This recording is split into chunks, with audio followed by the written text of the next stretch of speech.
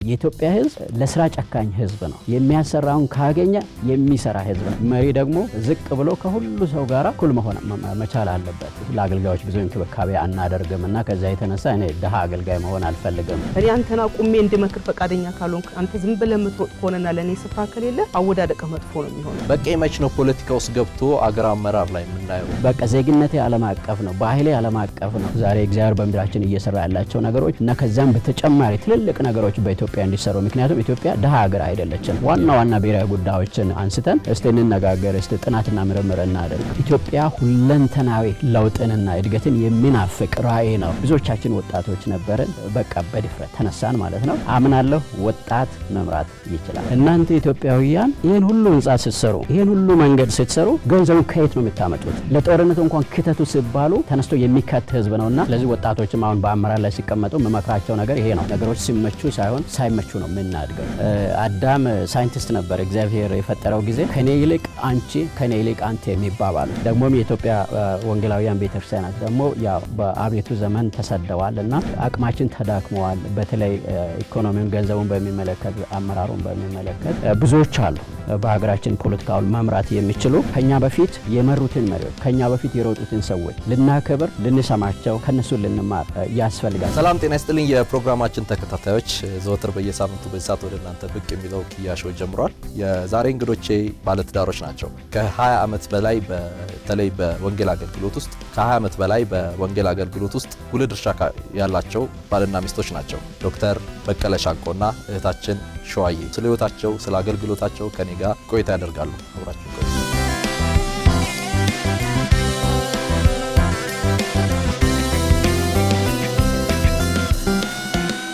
እንግዶቼ ስለሆናችሁ በጣም ደስ ይለኛል። ዛሬ አክብራችሁኝ ተመልካቾቼንና እዚህ ስለተገኛችሁ ከ20 ዓመት በኋላ ለመጀመሪያ ጊዜ የወሰዳችሁት ረፍት ነው። አሁን ወደ አዲስ አበባ የመጣችሁት ለረፍት እንደሆነ ሰምቻለሁና ይሄንን ረፍት ብዙዎቻችን አናውቀውም። ረፍት ምን ይመስላል? ረፍት እጅግ አስፈላጊ ነገር ነው በህይወታችን። እርግጥ ነው በ20 ዓመት የአገልግሎት ጊዜ ለመጀመሪያ ጊዜ ነው የአንድ ወር እንደውም የ5 ሳምንት እረፍት የወሰድነው ከልጆቻችን ጋር መጥተን እዚህ አዲስ አበባ ቤተሰብ ዘመድ ጓደኛ ለመጠየቅና ለማረፍ እድል አግኝተናል። ያ ማለት በ20 ዓመት አላረፍንም ማለት አይደለም። ሌላ ጊዜ አጫጭር እረፍቶችን ነው የምንወስደው፣ የ3 ቀን የ4 ቀን እረፍቶችን። ነገር ግን እንደዚህ ረዘም ያለ ጊዜ መውሰድና ማረፍ በቃ እንድናርፍና ህይወታችንን እንድናይ ቁጭ እንድንል እንድንጸልይ እንድናነብ ከሰው ጋር ጊዜ እንድናጠፋ እጅግ አስፈላጊ ነገር ነው። እረፍት በተለይም ለአገልጋዮች በመሪነት ላይ ላሉ ሰዎች በጣም ቢዚ ለሆኑ ስራ ለበዛባቸው ሰዎች እረፍት እጅግ አስፈላጊ ነገር ነው። ነገር ግን ብዙ ጊዜ እረፍት መውሰድን አናውቅምና ይሄ በጣም አስፈላጊ ነገር ነው። ትንሽ ወደ ኋላ ልወስዳችሁ ነው። በተለይ ስለ ሁለታችሁ ትውውቅ ስሰማ በጣም ነው ሁሌ የተደነኩበት። አሁን እንደዚህ አይነት ነገር ያለ አልመሰለኝምና ይመስለኛል በቄ ለ7 ዓመት ለትዳር ጸልያል። ያው ለ7 ዓመት ለትዳር ጸልያለሁ። የ17 ዓመት ልጅ ሆኜ ነው ማግባት የፈለኩት። 17 ዓመት እድሜ ልጅ ሆኜ የዩኒቨርሲቲ አዲስ አበባ ዩኒቨርሲቲ 4 ኪሎ ሁለተኛ ዓመት ተማሪ ነበርኩኝና እንደውም ትዝ የሚለኝ የዛን ዓመት የሚመረቁ የዩኒቨርሲቲ ተማሪዎች ክርስቲያኖቹ ለካ የጋብቻ ስልጠና አዘጋጅተዋል እና አራተኛ ዓመት ተማሪዎች እና 5ኛ ዓመት የቴክኖሎጂ ተማሪዎች ሆነው አንድ ላይ ከዩኒቨርሲቲ ስለሚወጡ ለነሱ ስልጠና ተዘጋጅተዋል፣ ስለ ጋብቻ እንዲያውቁ ማለት ነው። እኔ ገና 2ኛ ዓመት ተማሪ ነኝ እና ሄድኩኝ እዛ። አባረሩኝ። አትገባም አንተ ገና ነው አንተ ጊዜ ገና ነው ገና ልጅ ነህ ሂድ ከዚህ ብለው አባረሩኝ። ልክ በዛን ጊዜ አዘንኩኝ ማለት ነው። እኔ ገብቼ በቃ ለማግባት ስለምፈልግ ለማወቅ ፈልግ ነበር። ልክ በዛን ጊዜ አንድ መጽሐፍ አገኘሁ። ማን እንደሰጠኝ አላስታውስም። በዎችማን የተጻፈ መጽሐፍ ነው፣ በእንግሊዝኛ የተጻፈ ነው። ሁሉንም የምታደርጉትን ሁሉ ለእግዚአብሔር ክብር አድርጉ የሚል መጽሐፍ ነው። ያንን መጽሐፍ አግኝቼ ሳነብ አንዱ ምዕራፍ የመጽሐፉ የትዳር ጓደኛን ስለመምረጥ ነው እና የትዳር ጓደኛን ስለመምረጥ ብዙ ይናገርና ከዛ ቻሌንጅ ያደርጋል ወይንም ደግሞ ምክር ይሰጣል ጸሐፊው ማለት ነው። ዎችማን እንዲህ ይላል፣ አንድ ምሳሌ ይጠቀማል። አንድ ሰው ኬሚስትሪ ለማስተማር ቢፈልግ ቢያንስ 16 ዓመት ዝግጅት ያደርጋል ኬሚስትሪን ለማስተማር። አንደኛ ደረጃ ትምህርት ቤት ይገባል። ከዛ ሁለተኛ ደረጃ ትምህርት ቤት ይገባል። ከዛ ኮሌጅ ዩኒቨርሲቲ ይገባና ቢያንስ 4 አመት ትምህርት ከተማረ በኋላ ነው ኬሚስትሪ እንዲያስተምር የሚፈቀድለት።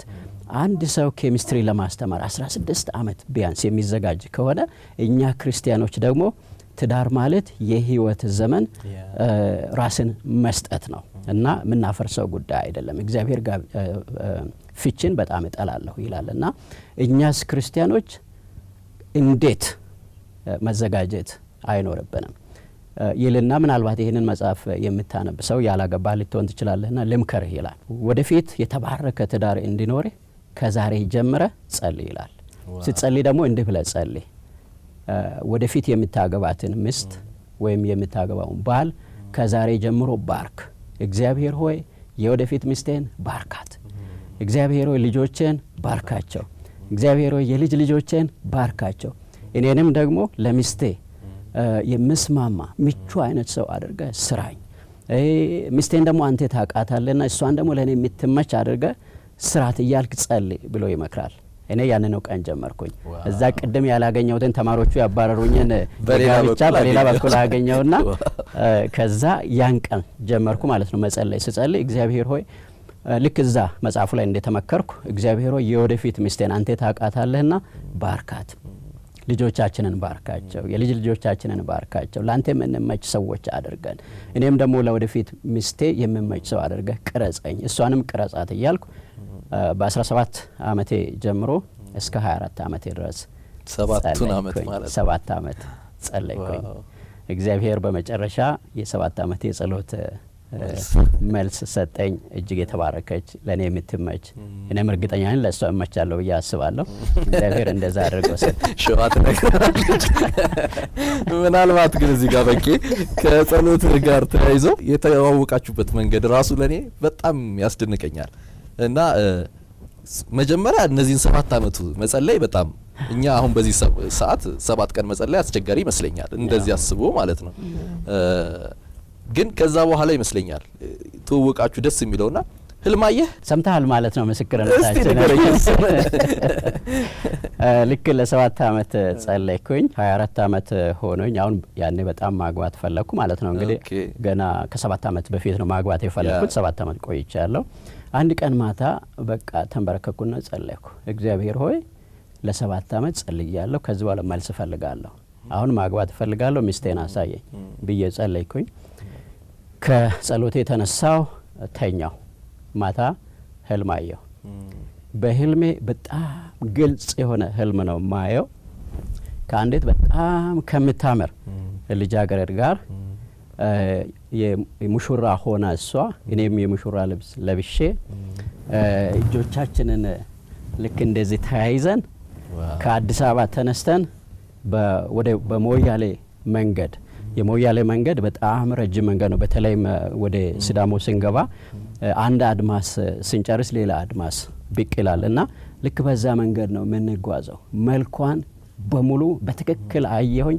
ከዛ መንገዳችን በጣም ረጅም ነው፣ አያልቅም። ልክ አንዱን አድማስ ስንጨርስ ሁለተኛው ብቅ ይላል። የምናወራው ወሬ ደግሞ በጣም በቃ ጣፋጭ ነውና ህልሜ እንዲያልቅ አልፈለኩም ያን ማታ ማለት ነው። ከዛ ነቃው ከህልሜ። በቃ እግዚአብሔር ሚስት ሰጥቶኛል ብዬ ተንበረከኩ። እግዚአብሔር ሆይ ስላሳየኸኝ ልጃገረድ ስለዚች ልጅ አመሰግናለሁ። ግን የት አገርስ ቀየርክ ማለት ነው? አዎ በቃ አመሰግናለሁ አልኩኝ። ግን የት ነው ማገኛት አልኩኝ። ከዛ በኋላ ማለት ከዛ በፊት አልተዋወቅንም ከሷ ጋር በአካልም አይታተም። አዎ አይቻል አላቅም። ከዛ ከ3 ወር በኋላ ለካ የኛው ቤተክርስቲያን ውስጥ ናት የነበረችው ጌጃ ቃለ ህይወት፣ ያኔ ጌጃ መሰረተ ህይወት ነው የሚባለው። 3 ፈረቃ ነው የነበረው ያኔ። እኔና እሷ የተለያየ ፈረቃ ነበር የምንሄደው። በዚህ ቀን የተለየ ቀን ነው። በዛን ቀን እኔ እሷ የምትሄደውን ፈረቃ ሄጄ ከሩቅ አየኋት። ከዛ እንደዛ ሆነን መተዋወቅ ቻልን ማለት ነው። ግን ከዛ በኋላ ምንድነው የሆነው? እኔ ጌጃ መሰረተ ህይወት የልጆች ሰንበት ትምህርት አስተባባሪ ነበርኩኝና ወደ 22 አስተማሪዎች ነበሩኝ። 3 ተጨማሪ አስተማሪዎችን ፈልጌያለሁ፣ ብዙ ክፍል ስለነበረ የምናስተምረው። ከዛ ለወንጌላዊ ወንጌላዊ ሽፈራው ፈይሳ ነገርኩት 3 ተጨማሪ አስተማሪዎች ያስፈልጉኛልና ቤተክርስቲያን ውስጥ ማስታወቂያ ነግረህ አምጣልኝ አልኩት። እኔ ባይብል ስኩል እየተማርኩ ነበርኩኝና አንድ አመት ባይብል ስኩል ከተማርኩኝ በኋላ አገልግሎት መጀመር ፈለኩኝ። ሞገስ ታደሰ የሚባል ፓስተር ነበረ እኛ ጋርና አገልግሎት መጀመር አለባችሁ እያለ ሁላችንም ኢንሲስት ያደርጋል ማለት ነውና ከዛ እኔ አገልግሎት ጀምራለሁ አልኩት። እሺ እንግዲያው ሂጅና ወንጌላዊ ሽፈራውን አነጋግረዋለኝ ማለት ነው። ያልኩና ቢሮውን አንኳኳውና አገልግሎት መጀመር ፈልጋለሁ ስለው ሶ ስፔሲፊክ አድርጎ በቃ ሰንዴ ስኩል ለምን ገብተሽ አታስተምሪም ማለት ነው። ከዛ ቀዳሜ ያው ወደ አስተማሪዎቹ ወደ ክፍል ከማግባታቸው በፊት ለ30 ደቂቃ ተገናኝተን የእግዚአብሔርን ቃል አብረን እናነባለን፣ እንጸልያለን። እግዚአብሔር አስተማሪዎቹን እንዲጠቀም በልጆቹ ህይወት እንደዛ አይነት ልማድ ነበረን እና በዚህ ቅዳሜ ከሰዓት በኋላ ለወንጌላዊ ሽፈራው ከነገርኩት ከ2 ሳምንት በኋላ 3 አስተማሪዎችን ይዞ መጣ። እኔ ቆሜ አስተማሪዎቹ ወደ ክፍል ከመሄዳቸው በፊት የእግዚአብሔርን ቃል አካፈል ነበረ። ልክ በዛን ጊዜ በር ታንኳኳ። በሩ ሲከፈት ወንጌላዊ ሽፈራው ፈይሳ ነው። በቀለ ሻንቆ የጠየቀኝን 3 አስተማሪዎች አምጥቼልሃለሁ ብሎ 3 አስተማሪዎችን ስማቸውን እየጠራ እንዲገቡ አደረገ። 3ኛ ላይ የጠራው የሷን ስም ነው፣ ሸዋዬ ስዩም ማለት። ልክ እሷን ሳይ በቃ ልቤ ድንገት ከዛ በኋላ እዛ ቆመ ምን እንደተናገርኩ ማለት ነውና ያየኸው ህልም ጋር የተያያዘ ነገር ስለገጠመ ነው። እኔ ሲያስገባን ማለት ነው ሽፍ እንትን አደረገ። 3ታችን ማስገባና እኔ ጥግ ነው የተቀመጥኩት፣ ወደ ኋላ እጄ ኋላ ያለው ወንበር ላይ ተቀመጥኩኝና በቂና አቋለው ከዚህ በፊት ግን ስሙንና እሱን አገናኝቻቸው አላቅም ማለት ነው። እሱ ሌላ ታሪክ ነው። ኦኬ እና ገብቼ ቁጭ ብዬ መጽሐፍ ቅዱስ ከፍቶ መጽሐፍ ቅዱስ ቃል እያካፈለ ነውና እሺ እግዚአብሔርን ቃል አነባለሁ ብሎ ዘጸአት ላይ ያለ ቃል አነበበ ማለት ነው። ዘፍጥረት 49 ላይ ያለው ቃል አነበበ ማለት ነውና ዮሴፍ ትንሹ የጻፍ ፍሬ ነው የሚለው ቃልና ቀስተኞች አስቸገሩት ወጉትም፣ ነገር ግን ዮሴፍ ቀስት እንደጸናች ቀረች የሚለውን ቃልና እሱን ቃል የሚያካፍልበት መንገዱ ከዚህ በፊት ሰዎች እግዚአብሔርን ቃል ሲያካፍሉ ከሰማውበት የተለየ አይነት ሆነ ማለት ነውና ዲኛ ቸርች ማለት እንደነዚህ አይነት ልጆች እግዚአብሔርን ቃል የሚያካፍሉ ልጆች አሉ ማለት ነው ብያስ ጌታ ሲናገራት ነው የተናገራት ማለት ዋው በቂ ቶሎ ነው መሰለኝ ጠይቀው። ከዛ በኋላ ከተዋወቅን በኋላ ከአንድ ወር አካባቢ በኋላ ይመስለኛል ተቀጣጠረንና ልደታ መካነ ኢየሱስ አንድ ክፍል ልደታ ደውዬ አስፈቅጄ አንድ ክፍል ውስጥ ተገናኘን፣ አብረን ጸለይን። ከዛ ያየሁትን ህልም ነገርኳትና እኔ በደንብ አላቅሽም፣ አንቺ እኔን በደንብ አታቂኝም፣ ነገር ግን እንዲህ አይነት ህልም አይቻለሁና ምናልባት ትዳር እንድንመሰረት የእግዚአብሔር ፈቃድ ሊሆን ይችላልና ጸልይ አልኳት ማለት ነው። ከዛ በኋላ እሷም ጸልያ እግዚአብሔር በልቧ አረጋገጠ፣ መልስ መለሰች፣ ጉዞ ጀመረን። በጣም ደስ የሚል ነው። አሁን ለምሳሌ በአሜሪካ ነው የምትኖሩት። ከ120 በላይ አገሮች ውስጥ ያለ አንድ ትልቅ ድርጅት መሪ ሆናችሁ ትልቅ ስኬት ላይ ያላችሁ ይመስለኛል ከተለያዩ ሀገር ጉዞዎች በኋላ።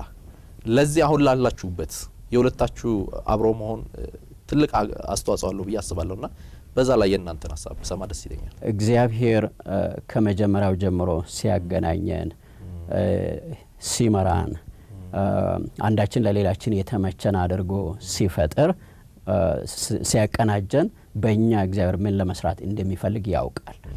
ስለዚህም የኛ አንድ ላይ መሆን የእግዚአብሔርን ሀሳብና ፈቃድ እግዚአብሔር በሰጠን ዘመን እንድናገለግል በጣም ትልቅ አስተዋጽኦ አድርገዋል። ምክንያቱም መሰረታችን ጠንካራ ሲሆን እግዚአብሔር የመሰረተው ቤትና ትዳር ሲሆን የእግዚአብሔርንም ፈቃድና ሀሳብ ማስተናገድ ትችላለና እንደዛ ነው ብዬ ማምነው። እግዚአብሔር ፈቃዱን ከመጀመሪያው ጀምሮ በህይወታችን ስለገለጠ አብሮ ስለመሰረተን እግዚአብሔር ሀሳቡን በእኛ እየገለጠ እስከዛሬ ደርሰናል። ተባብረን ተስማምተን የእግዚአብሔርን ድምጽ አብረን እየሰማን በእግዚአብሔር ፊት አብረን እየጸለይን እግዚአብሔርን እያገለገልን ቆይተናል። ለምሳሌ አንድ አባባል አለ፣ ከአንድ ጠንካራ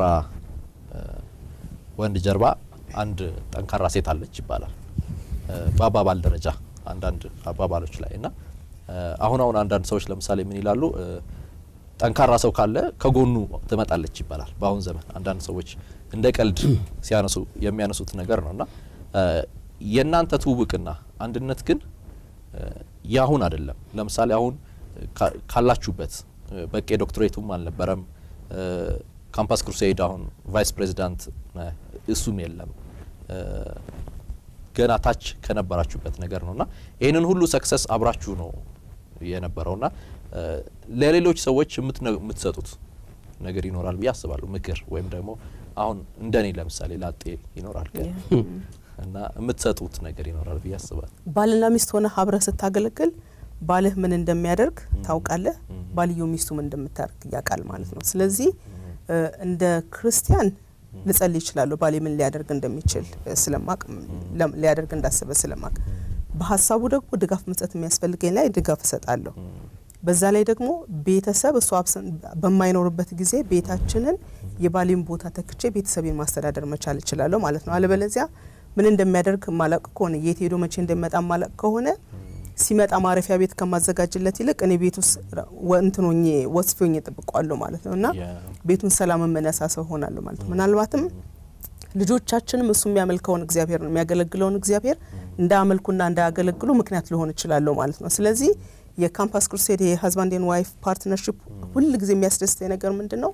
ባልየውም እንደሚሰራ ሚስትየው ታውቃለች። ስለዚህ ሚስትየው ከጎኑ መቆም ትችላለች፣ ትደግፈዋለች፣ ትጸልይለታለች፣ በሀሳብ ተረዳዋለች፣ የሚያስፈልገውን ነገር ሁሉ ታደርጋለች ማለት ነው። ዳትስ ማይ ፓርት። እኔ እንደሱ ነው ማስበው። በቃ እግዚአብሔር የጠራኝ አሚን እያገለገልኩ ነው እግዚአብሔርን አውቃለሁ እግዚአብሔርን እንደማገለግለው።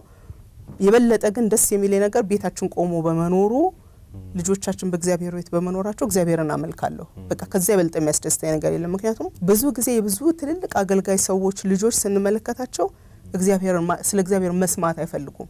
እግዚአብሔርን ሳይወዱት ቀርተው ሳይሆን በቤታቸው ውስጥ እግዚአብሔርን በማምለክና በማገልገል ምክንያት የተፈጠረውን ነገር ስለሚያውቁ እና ያ ቤታችን ውስጥ እንዳይሆን እግዚአብሔር ረድቶናል። ተጨማሪ ላጤ ነኝ ብለሃልና እስከ መቼ ላጤ ሆነ ለመቆየት እንዳሰብ ካላቀም ማግባት ጥሩ ነው።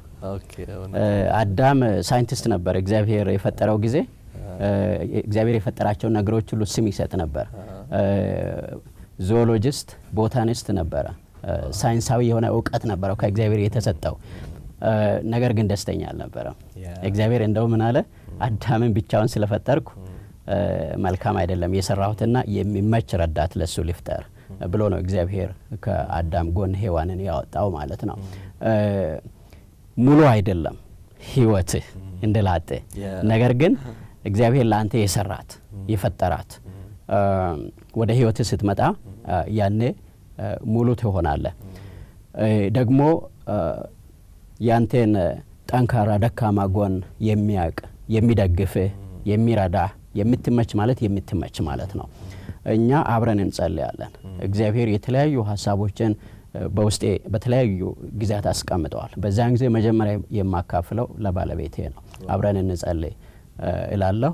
አብረን እንጸልያለን። የእግዚአብሔርን ፈቃድ አብረን እንጠይቃለን። እግዚአብሔር መጀመሪያ የመሰረተው ነገር ቤተሰብ ነው።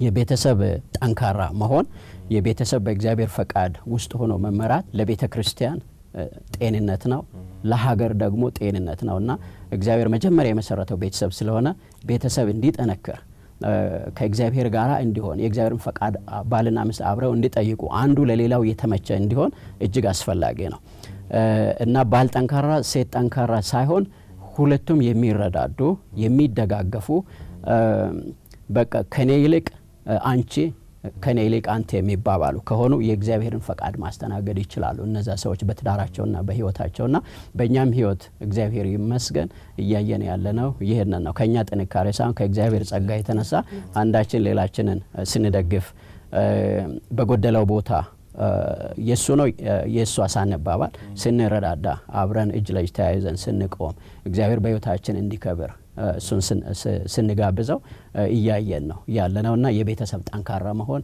እጅግ አስፈላጊ ነው። ግሬት ኮሚሽን ስትገባ የነበረውን ጊዜ ወደ ኋላ ሄጄ አንዳንድ ነገሮችን ተጠያይቅ ነበርና በተለይ ግሬት ኮሚሽን ስትገባ 120 ብር ነው ወይ $120 እንደነበረ ሰምቻለሁ አካውንቱ። ነገር ግን ከተለያዩ አገልግሎቶች ቆይታ በኋላ እናንተ ወደ ዚምባብዌ ይመስለኛል የሄዳችሁት፣ ወደዛ የምስራቅና መካከለኛው ዳይሬክተር ሆናችሁ ወደዛ ስትሄዱ የደቡብና ምስራቅ ስትሄዱ ብዙ ሚሊዮን ብር ነበር አካውንቱ ላይ። ድርጅቱ አድጎ ትልቅ ደረጃ ላይ ነበር እና እስቲ እንዴት ነበር ስለዛና አካባቢ ጊዜ? ልክ እኔና ሸዋ እንደተጋባን ከሰርጋችን በ7ኛ ቀን ነው ወደ ዩጋንዳ ለስልጠና የሄድነው የግሬት ኮሚሽንን የ10 ወር ስልጠና ለመካፈል ሄድን። እዛው የመጀመሪያ ልጃችን ተወለደ። ከ10 ወር በኋላ ተመልሰን መጣን። በመጣን ጊዜ ግሬት ኮሚሽንን በኢትዮጵያ ውስጥ ይመራ የነበረው ወንድማችን ወንጌላዊ ሽመልስ አሁን ወደ ጌታ ሄደዋል። እሱ ታሞ ነበረ፣ በጠና ታሞ ነበረ። ሌሎችም የነበሩ አገልጋዮች በተለያዩ ምክንያቶች ከሚኒስትሪው ወጥተው ነበረ። በዛ ምክንያት ሚኒስትሪው ትንሽ ተዳክሞ ነበረ። በአቤቱ ጊዜ እግዚአብሔር በተለየ ሁኔታ የተጠቀመበት አገልግሎት ነው ግሬት ኮሚሽን። በተለይም የአንደርግራውንድ የቤት ለቤት የድብቅ አገልግሎት ደቀ መዛሙርት በማፍራት ወንጌልን በማሰራጨት እግዚአብሔር እጅግ የተጠቀመበት አገልግሎት ነው። እኛ በምንመጣበት ጊዜ ግን ተዳክሞ ነበረ በወንጌላዊ ሽመልስ መታመም ምክንያትና በአንዳንድ አገልጋዮች መልቀቅ ምክንያት ማለት ነው። ጥቂት አገልጋይ ነው የነበረው በዛን ጊዜ። ልክ እንደ መጣን ከሁለተኛ ሳምንት በኋላ ይመስለኛል እኔ ያኔ የ26 ዓመት ወጣት ነበርኩኝ፣ 25-26 ዓመት። ልክ የመጀመሪያ ቀን ቢሮ ሲሄድ ልክ እንደሄድኩኝ አንድ ደብዳቤ ከቢሮ ተሰጠኝ። ደብዳቤው ምን ይላል? በኢትዮጵያ ታላቁ ተልእኮ አገልግሎት ወይም በግሬት ኮሚሽን ተጠባባቂ የብሔራዊ ዳይሬክተር ሆነ እንድትሰራ ተመርጠሃል የሚል ነው። እኔ በዛን ጊዜ ስለ አመራር ብዙም አላቅም። ያጠናሁት ስታቲስቲክስና ሂሳብ ነው ያጠናሁት። ስለ አመራር ብዙም ልምዱም እውቀትም አልነበረኝም። ግን እግዚአብሔር ያንን እድል ሰጠኝ። በዛን ጊዜ ጸሐፊያችን አሁን ያው ተጠባባቂ ዳይሬክተር ሆነ ስለተመረጥክ ቼክ ለሚትፈርመው አንተ ነህና ባንክ ቤት ልውሰድ የፈርማ ናሙናህን መስጠት አለብህ አለችኝ። ከሷ ጋር አብረን ብሔራዊ ባንክ ቤት ሄድን። እዛ የፈርማ ናሙናዬን ሰጠው ቼክ ላይ ለመፈረም። እዛው እግረ መንገዴን ጠየቅኩኝ፣ ስንት ነው ያለን ገንዘብ የግሬት ኮሚሽን ምን ያክላል ብዬ ስጠይቃቸው 173 ብር ነው ያሉን እና አስታውሳለሁ ለተወሰኑ ወራት ምናልባት 3-4 ወር በአቤቱ ጊዜ እግዚአብሔር በተለየ ሁኔታ የተጠቀመበት አገልግሎት ነው ግሬት ኮሚሽን። በተለይም የአንደርግራውንድ የቤት ለቤት የድብቅ አገልግሎት ደቀ መዛሙርት በማፍራት መሰራት እየመገቡን ነው የኖር ነው። ገንዘብ አልነበረንም፣ ባዶአችን ነበረ እና በዛን ጊዜ ከቤተሰብና ከጓደኞች የጤፍ ዱቄት እንኳን እንደተበደረን አስታውሳለሁ። ከዛ እግዚአብሔር አሳደገን። እግዚአብሔር ቸር ነው። ስራው ደግሞ የሱ ስለነበረ እግዚአብሔር እምነትንም ሰጠን፣ የተለያዩ ዘዴዎችንም ሰጠን። እኛም በድፍረት መንቀሳቀስ በእምነት መንቀሳቀስ ጀመረን። እግዚአብሔር በር ሲከፍት በቃ የሰማይን መስኮት ከፍቶ ዝናቡን ሲያዘንብ ተመለከትንና በዚህ ሀገር የኢትዮጵያን ግሬት ኮሚሽን ለመምራት እድል ያገኘሁት ለ5 ዓመት ያክል ነው። በዛን ጊዜ እግዚአብሔር ከ173 ብር አሳድጎን ወደ 6-7 ሚሊዮን ብር ሲያሳድገን ከ2 መኪና ጀምሮ ወደ 20 መኪና ሲያደርሰን እንደውም ያኔ እምነት ነበረን ሄሊኮፕተር 2 ሄሊኮፕተሮችን ለመግዛት እምነት ነበረን። ምክንያቱም በኢትዮጵያ ውስጥ የወንጌል ስራ በሀገሪቱ በሙሉ መሰራት ካለበት ያ ደግሞ የእግዚአብሔር ፈቃድ ነውና መሰራት ካለበት የመኪና መንገዶች የሌሉባቸው ብዙ ገጠር ቦታዎች አሉ ኢትዮጵያ ውስጥና በቃ ክርስቶስ የሞተለት ከሆነ ወንጌል እኛ ደግሞ በእምነት ክርስቶስ ለሞተለት ሰው ሁሉ ወንጌልን ማድረስ አለብን በሚል እምነት 2 ሄሊኮፕተሮች ያስፈልጉናል ብለን ለመግዛት እንቅስቃሴ ሁሉ ጀምረን ነበር። እኔ አስታውሳለሁ ከስዊትዘርላንድ ሀገር ሄሊኮፕተር ለመግዛት ስምምነት ላይ ደርሰን እዚህ ከመንግስት ፈቃድ እየጠየቅን ነበረ። በኋላ ፈቃድ አልተሰጠንም። ምክንያቱም የልማት ስራ በዛን ጊዜ ስለማንሰራና የወንጌል ስራ ላይ ብቻ ትኩረት ስላደረገን አልተፈቀደም ነበር እንጂ እግዚአብሔር በቃ በጣም በተለየ ሁኔታ አሳደገን። ክብር ለእግዚአብሔር ይሁን። ገና መጀመሪያ ጊዜያችሁ ነው ማለት ኡጋንዳ ስልጠና ወስዳችሁ እንደመጣችሁ ነው እዚህ ነገር ውስጥ የተገባውና እንደ ሴት ከባድ አልነበረም? ሸው እንደነት አገልግሎት ውስጥ ልጅ ተወልዷል። አሁን ሙሉ ጊዜ ተሰጥቶ እየተሄደ ከባድ ነበረ። ከባድ የሆነበት ምክንያት ለትዳር አዲስ ነኝ፣ በጌታ አዲስ ነኝ፣ ለሊደርሺፕ አዲስ ነኝ። ምክንያቱም ከኔ የሚበልጡ ትልልቅ ሰዎች አሉ፣ ሞር ኤክስፒሪየንስ ያላቸው ሰዎችና ከነሱ ጋር ቁጭ ብዬ እኔ ደግሞ የሱ ባለቤት ሆኜ እንትን ማለት ከባድ ነበረ፣ በጣም ከባድ ነበረና አስታውሳለሁ ከመክበዱ የተነሳ ለማን ሄጅ እንደማወራው ስለሚጨንቀን ብቻ በተለይ አንድ ቀን ማልቀስ ፈልጌ የት ላልቀስ ቤት ሄጅ ካለቀስኩ ይናት ያየኛል ፊት ለፊቱ ማልቀስ አልፈልግም ቢሮ ካልቀስኩኝ ሰዎች ያዩኛል። ስለዚህ አንድ ቀን ቢሮአችን ቦሌ መድኃኔዓለም ፊት ለፊት ነገር ጋር ቢሮአችን ነበርና ከዛ አንስቼ በአምቼ በኩል እስከ መገናኛ ድረስ ዝናብ እየዘነበ እያለቀስኩኝ ሄጃለሁ። በቃ ማንንም እንዳይኝ በዝናብ ውስጥ ብቻ ማልቀስ ስለፈለኩኝ ማለት ነውና ከባድ ነው፣ ግን ብዙ ተማርኩበት። እግዚአብሔር በሚገርም መንገድ ልቤን ለወጠው፣ አመለካከቴን ለወጠው፣ ጭንቅላቴን ለወጠውና ልቤን ሰፊ ያደረገው ማለት ነውና ብዙ ጥቅሙን ነው ማየው ከጉዳቱ ይልቅ እና እግዚአብሔር ትልቅ ነገር ነው ያደረገልኝ። that's a privilege። ልክሻዋ እንዳለችው እግዚአብሔር በእኛ ህይወት የሚሰራው የራሱን ማንነት እግዚአብሔር የሚገልጠው እሱ ማን እንደሆነ ባህሪውን የሚያሳየን የሚያስተምረን የኛን ባህሪም የሚቀርጸው በምቹ መንገድ ጊዜ አይደለም፣ ነገሮች በተመቻቹ ጊዜ አይደለም። በችግር ውስጥ ስናልፍ፣ በቻሌንጆች ውስጥ ስናልፍ ያነ ነው እግዚአብሔር ባህሪያችንን የሚቀርጸው እርሱን እንድንመስል እርሱን እንድናውቀው የሚያደርገው። ህይወታችን መንፈሳዊ ህይወታችን የመሪነት ህይወታችንም መቼ ነው ያደገው ብለህ ብትጠይቅ በቻሌንጆች ጊዜ ነው ያደገው። ነገሮች ሲመቹ ሳይሆን ሳይመቹ ነው የምናድገው። ስለዚህ ነገሮች ሳይመቹ ቻሌንጅ ሆነ ወደ ህይወታችን ሲመጡ እግዚአብሔር እኛን ለማሳደግ የሚጠቀምባቸው መንገዶች ናቸው። የእግዚአብሔር መሳሪያ ነው።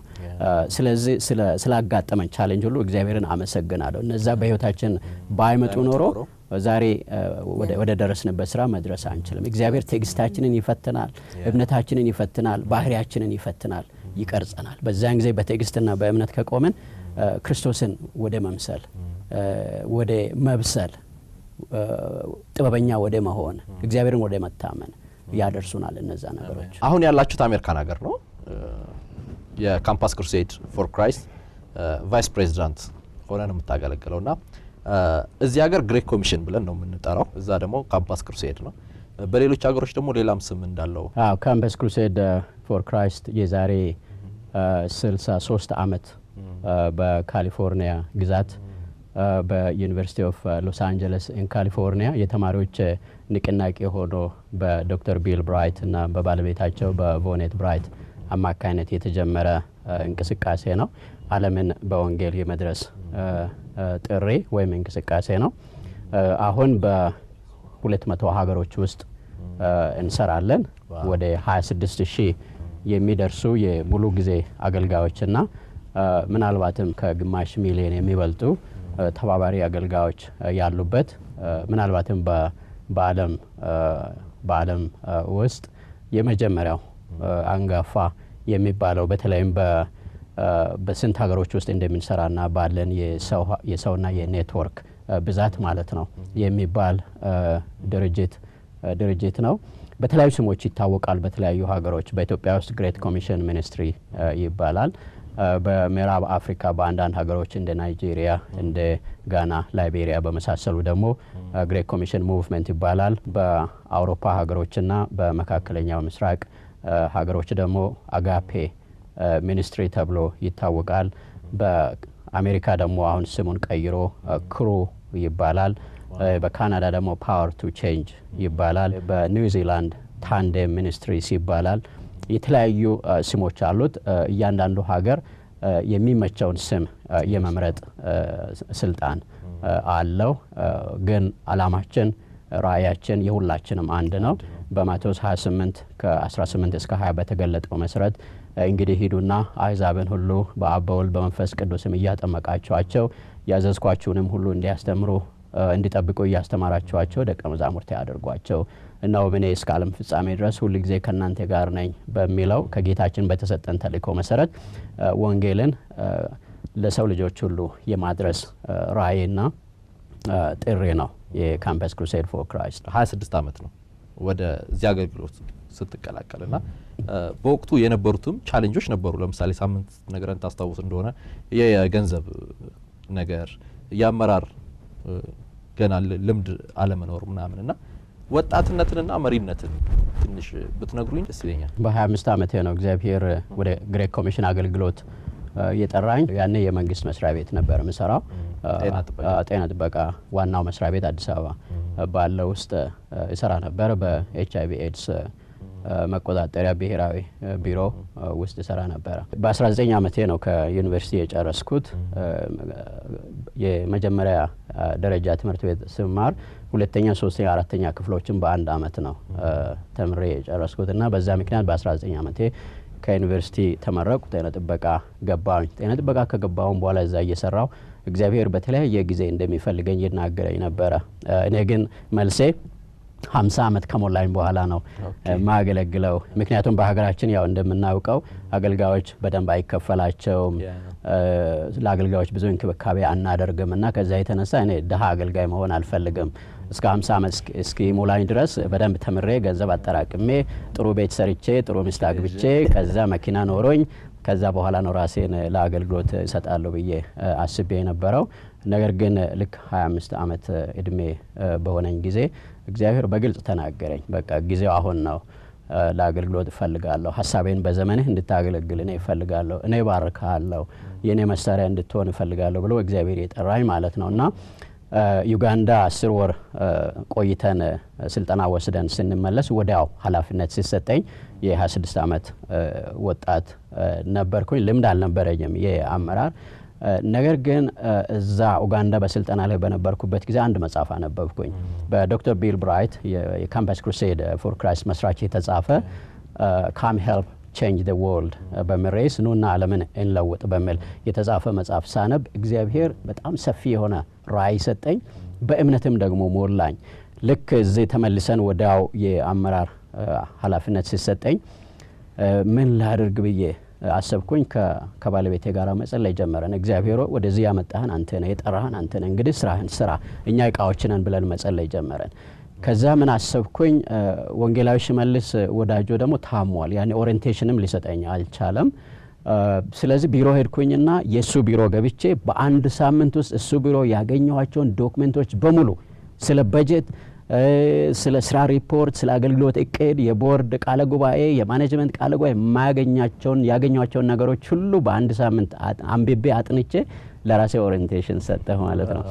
እግዚአብሔር ደግሞ እምነትንም ደግሞ ሞላኝ። እግዚአብሔር ሲጠራን ለአንድ ስፍራ ለአንድ ኃላፊነት እግዚአብሔር ሲጠራን ለዛ ስፍራ የሚያስፈልገውንም ጸጋ፣ እምነት እና ጥበብ እግዚአብሔር ይሰጣልና እግዚአብሔር ራሱ ነው ያሳደገን እና ወጣቶች በተለይ ደፋሮች ናቸው። ወጣቶች እምነት አላቸው።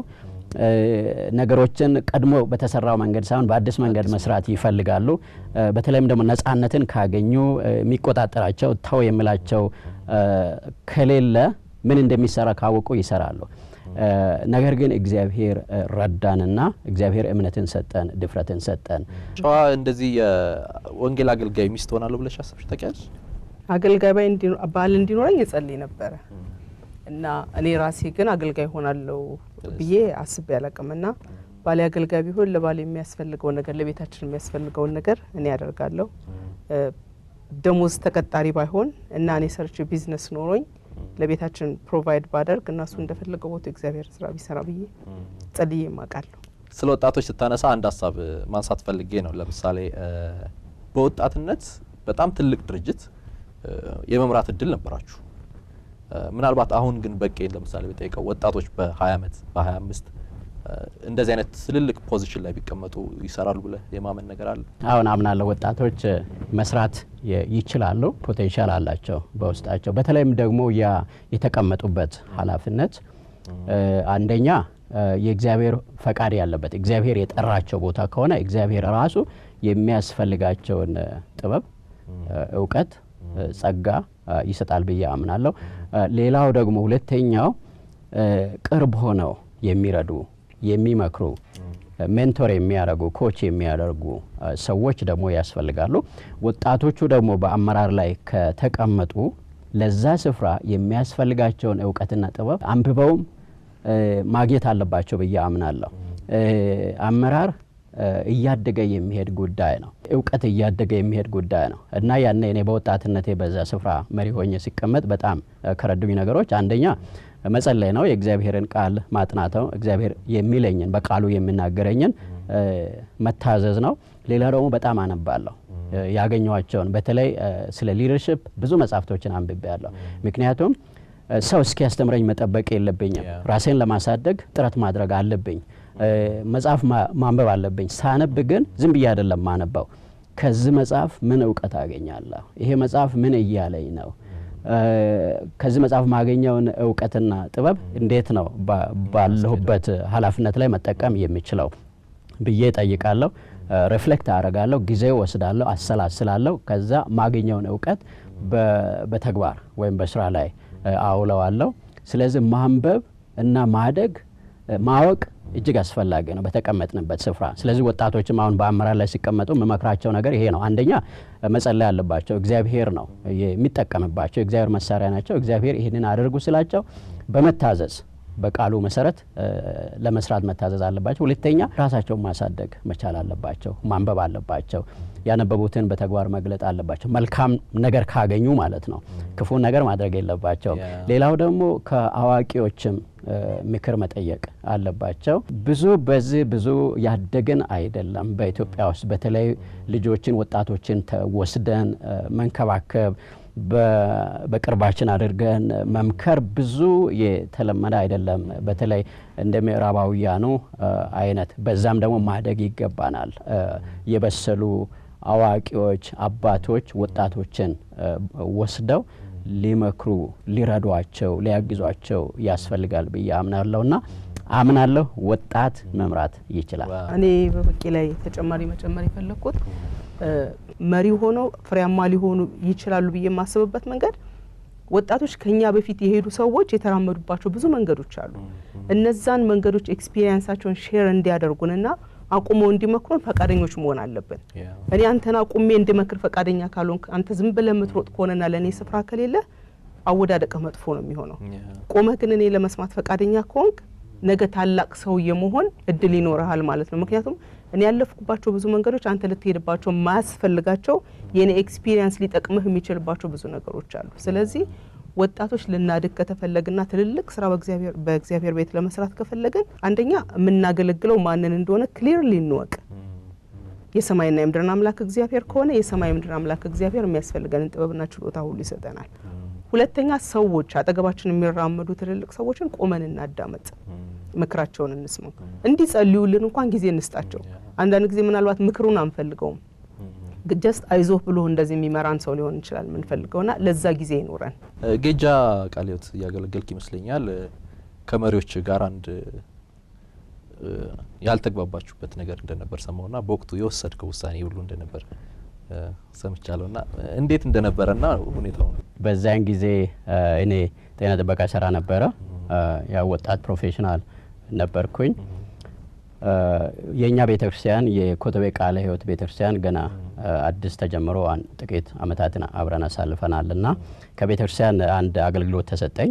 በኮተቤ ኮሌጅ ውስጥ ያሉትን የቃለ ሕይወት ቤተክርስቲያን ተማሪዎችን ከየክፍለ ሀገሩ የመጡትን ስለ መንፈስ ቅዱስ እንዳስተምር ተጠየቅኩና 1 አመት ሙሉ ስለ መንፈስ ቅዱስ አስተማርኳቸው ከእግዚአብሔር ቃል። በመጨረሻም 1 አመት ሙሉ ስለ መንፈስ ቅዱስ አስተምሬ ሳልጸልይላቸው አልሸኛቸውም ብዬ ወሰንኩኝና አንድ ጓደኛዬ ወንጌላዊ ተገኔ ለገሰ የሚባል ጓደኛዬ ወንጌላዊ ነበረ፣ ቃለ ሕይወት አገልጋይ፣ አሁን እስራኤል ሀገር ነው ያለው።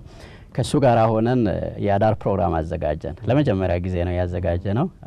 ኮተቤ አንድ ቤተሰብ ቤት አዘጋጀን። ወደ 52 ወጣቶች ተገኙ። በጣም የሚያስደንቅ ሌሊት ነው ያሳለፍ ነው። የእግዚአብሔር መንፈስ ወረደ በተማሪዎች ላይ። ግማሹ በልሳን ይጸልያል ለመጀመሪያ ጊዜ፣ ግማሹ ትንቢት ይናገራል። ፈውስ መጣ። ሳናቅ ነጋ ሌሊቱ እና ትዝ ይለኛል እንደውም ሌሊት 6 ሰዓት ላይ ታላቅ ሕዝብ ነን ሃሌሉያ የሚለውን መዝሙር መዘመር ጀመርን። ጧት ነግቶ 1 ሰዓት አካባቢ ያንኑ መዝሙር እየዘመርን ነበር እና እንዴት እንዳደረን አናውቅም። በጣም ኃይለኛ የሆነ የእግዚአብሔር ኃይል የወረደበት ጊዜ ነው። ከዛ በኋላ እግዚአብሔር በወጣቶች ሕይወት ትልቅ ለውጥ ሲያመጣ አየን። በተለይም ደግሞ ጌጃ መሰረተ ሕይወት ያኔ አንዳንድ ወጣቶች ቤተክርስቲያን ግቢ ውስጥ ሰው ውስጥ ሲያመልክ እነሱ እግር ኳስ እየተጫወቱ ይረብሹ ነበረ እና መንፈስ ቅዱስ ሲወርድ ከፍተኛ ለውጥ በህይወታቸው ሆነ። በእኛ በቃለ ሕይወት ቤተክርስቲያን ያኔ ያልነበረ አይነት ልምምድ በመካከላችን መፈጸም ጀመረና ያኔ እኔና ወንጌላዊ ተገኔ ተጠራን። እሱ በኋላ ነው ወንጌላዊ የሆነው፣ ያኔ አልነበረም።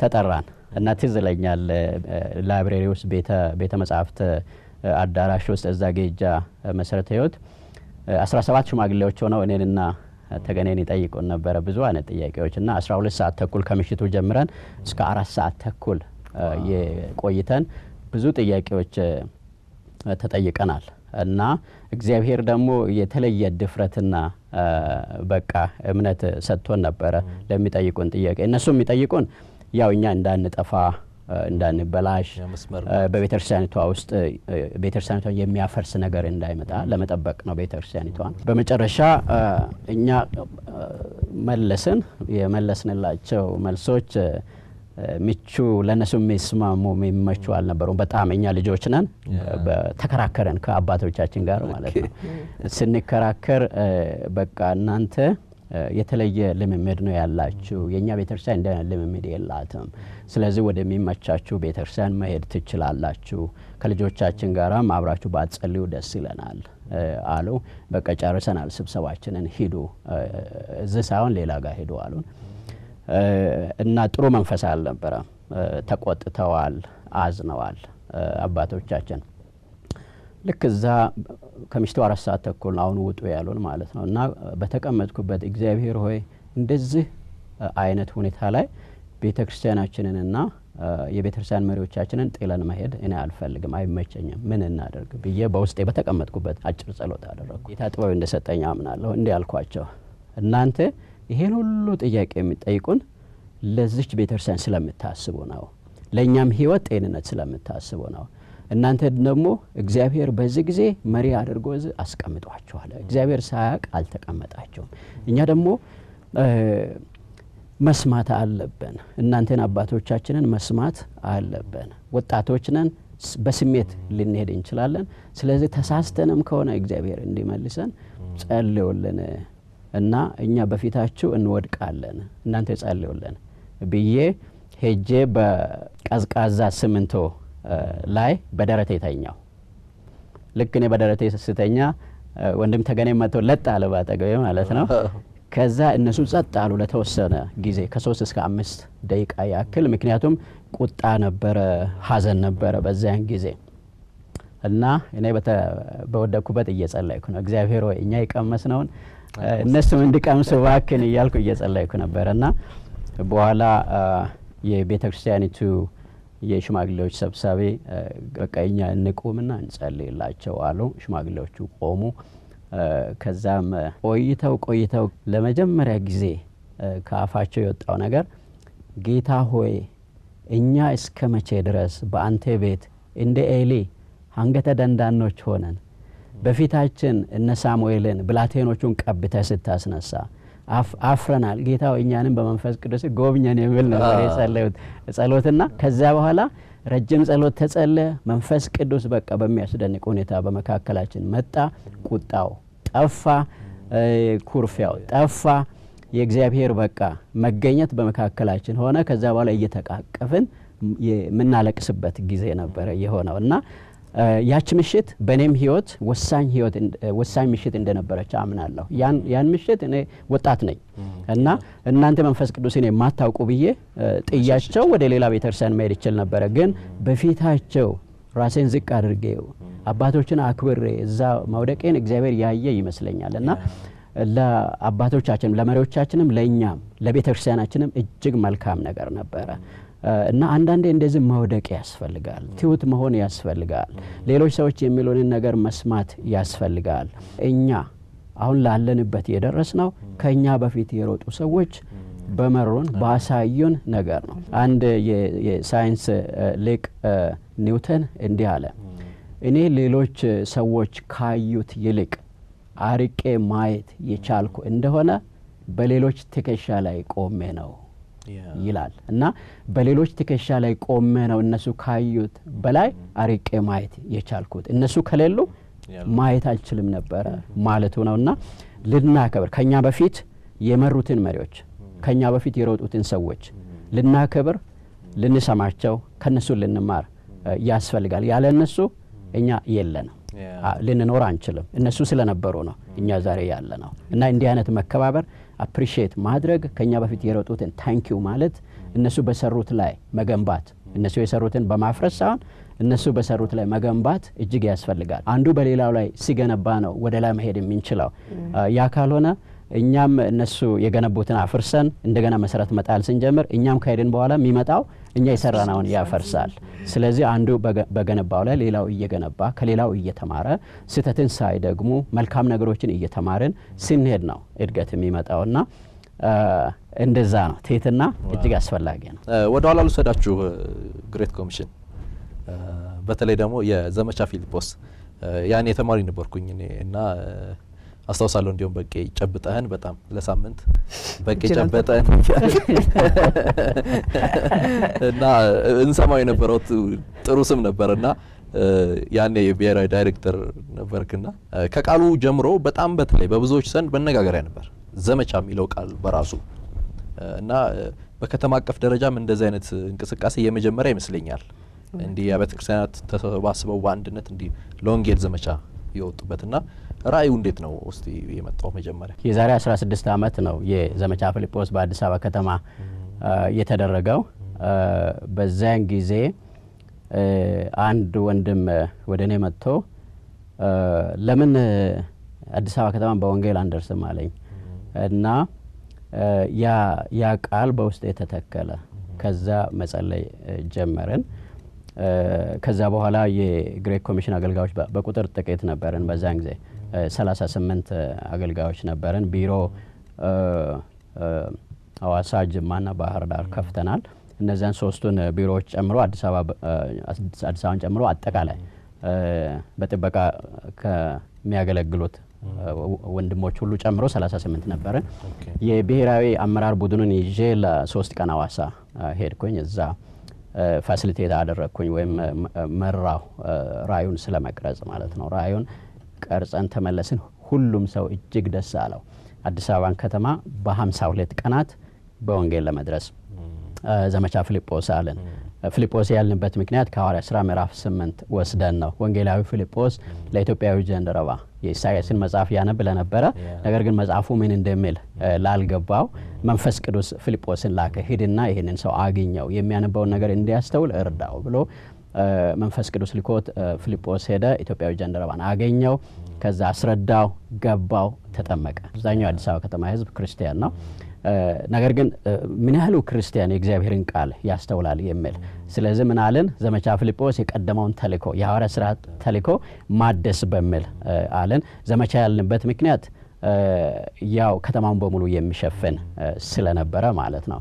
ካምፔን ስለነበረ 52 ቀን ደግሞ ያልንበት ምክንያት ነህምያ የፈረሰውን የኢየሩሳሌምን ቅጥር በ52 ቀን ነው ሰርቶ የጨረሰው ከህዝቡ ጋራ።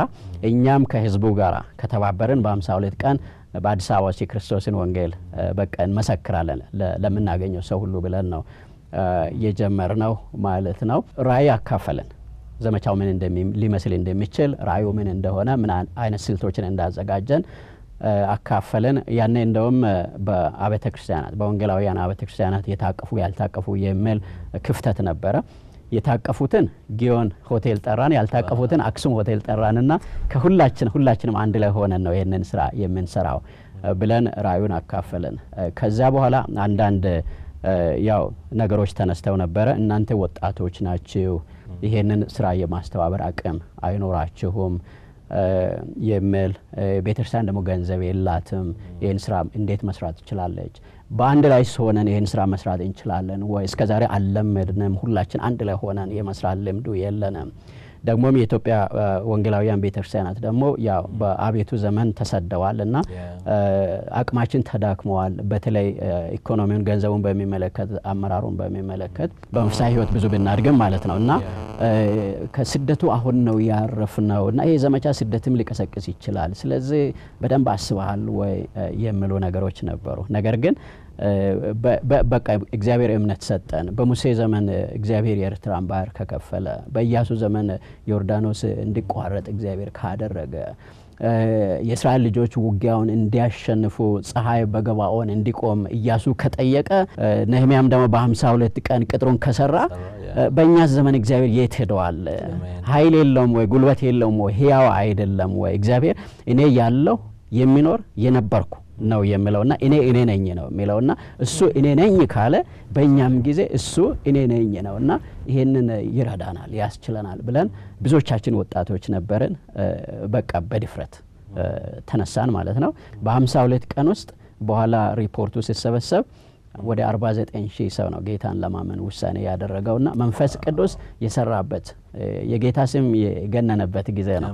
ቤተክርስቲያንም ደግሞ እንዴት ወንጌልን በህብረት መስራት እንዳለባት የተማረችበት ጊዜ ነው። ብዙ ሰዎች ራእይን የተቀበሉበት ለህይወታቸው ራእይን የተቀበሉበት ጊዜ እንደሆነ አምናለሁ። ደግሞም እኛ ድሃዎች ነን እያልን ነገር ግን ከመካከላችን ከራሳችን ቤተክርስቲያን በወጣው ገንዘብ ነው ያ ዘመቻ የተሰራው። አብዛኛው ገንዘብ ከራሳችን ነው የወጣው። ምእመናን ኮታቸውን ሲሰጡ፣ ጫማዎቻቸውን ሲሰጡ፣ የጋብቻ ቀለበቶቻቸውን እንኳን ሲሰጡ ነበረ። በዛን ጊዜ የኢትዮጵያ ህዝብ ለስራ ጨካኝ ህዝብ ነው። ለራእይ ደፋር ህዝብ ነው። እምነት ያለው ህዝብ ነው። የሚያሰራውን ካገኘ የሚሰራ ህዝብ ነው። ምክንያቱም ለጦርነቱ እንኳን ክተቱ ሲባሉ ተነስተው የሚከት ህዝብ ነውና ይሄ በወንጌልም በእግዚአብሔር ስራ አንጻር ተመሳሳይ እንደሆነ አይቻለሁ። ኑ እንስራ ሲባል የሚሰራ ጨካኝ እምነት ያለው ደፋር የሚሰጥ ለጋሽ ቸር ህዝብ ነው የኢትዮጵያ ህዝብና ያንን በዘመቻ ፊልጶስ ጊዜ እኔ አይቻለሁና የኢትዮጵያን ክርስቲያን በጣም ነው ማደንቀው፣ በጣም ነው ማመሰግነው። ቤተክርስቲያናትን በጣም ነው የማደንቀው። እኔ ብዙ ነገሮችን ተምሬያለሁ በዛን ጊዜ። አሁን እሱ በቂ ሲናገር ትዝ የሚለኝ የነበረው የ24 ሰዓቱ የጸሎት አገልግሎት ነበር። የዛን ጊዜ ነው ለ24 ሰዓት ጸሎት አገልግሎት የተጀመረው እና 24 ሰዓት ሙሉ ጸሎት ይጸልያል እና አንዳንድ ጊዜ በጣም ነገሮች ኮምፕሌክስ ሲሆኑ ምስቅልቅሉ ሲወጣብን ምናምን ማለት ነው የትም አትሄድም። ቀጥ ብለ እዛ ፕሬየር ሃውስ የጸሎት ቤት የሚባል ቤት ነበርና ሳሙኤል ኃይሉ እሱ ነበር የሚያስተባብረው የነበረውና ካለ እረፍት ነው የሚጸልየውና የጸሎት ርዕሶች በሙሉ ግድግዳ ላይ ይጻፋሉ በየደቂቃው የሚሆነው ነገር ማለት ነውና በትጋት ይጸልዩ የነበሩን ሰዎች በሙሉ እግዚአብሔር ይባርካችሁ ማለት እፈልጋለሁ በዛ ጊዜና አንዳንዶቹ ሰዎች ለሳምንት ቤታቸው አይሄዱም። በቃ ጠዋትም እዛው ናቸው፣ አልጋ ምናምን መተኛ ያላቸው ከጓሮና ጠዋትም እዛው ናቸው፣ ማታም እዛው ናቸው። በትጋት ነበር የሚጸልዩትና ያ 24 ሰዓት የጸሎት አገልግሎት ለዘመቻ ፊልጶስ ከፍተኛ አስተዋጽኦ ነው ያደረገው። ከዛ ጎን ለጎን ይመስለኛል የጽድቅ ፀሐይም ተከታትሎ የመጣው ባጭር ጊዜ። ስለ ጽድቅ ፀሐይ ጥቂት እናውራ እስቲ። እንዴት ነበር ጽድቅ ፀሐይ? አስታውሳለሁ ዘመቻ ፊልጶስን ያጠናቀቅነው ነሐሴ 22 1990 ላይ ነው። ከዛ መስከረም 5 ላይ ከሁለት ሳምንት በኋላ ማለት ነው ዘመቻ ፊልጶስ እንደተጠናቀቀ ከሁለት ሳምንት በኋላ በአዲስ አበባ ሂልተን ሆቴል የደቡብና የምስራቅ አፍሪካ የግሬት ኮሚሽን ወይም የካምፓስ ክሩሴድ ዳይሬክተሮች ስብሰባ ነበረ።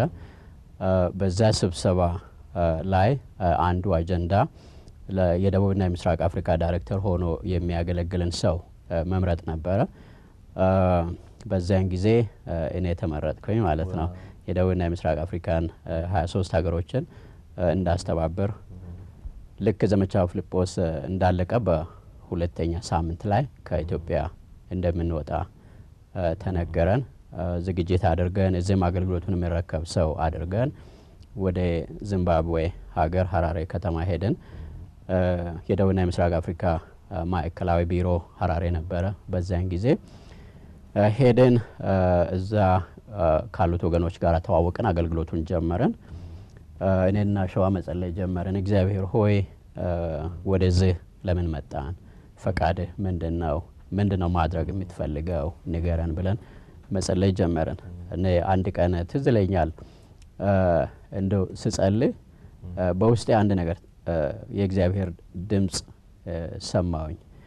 በአዲስ አበባ ከተማ የሰራሁትን ስራ 50 እጥፍ መስራት እችላለሁ የሚል ድምጽ በውስጤ ተሰማኝ።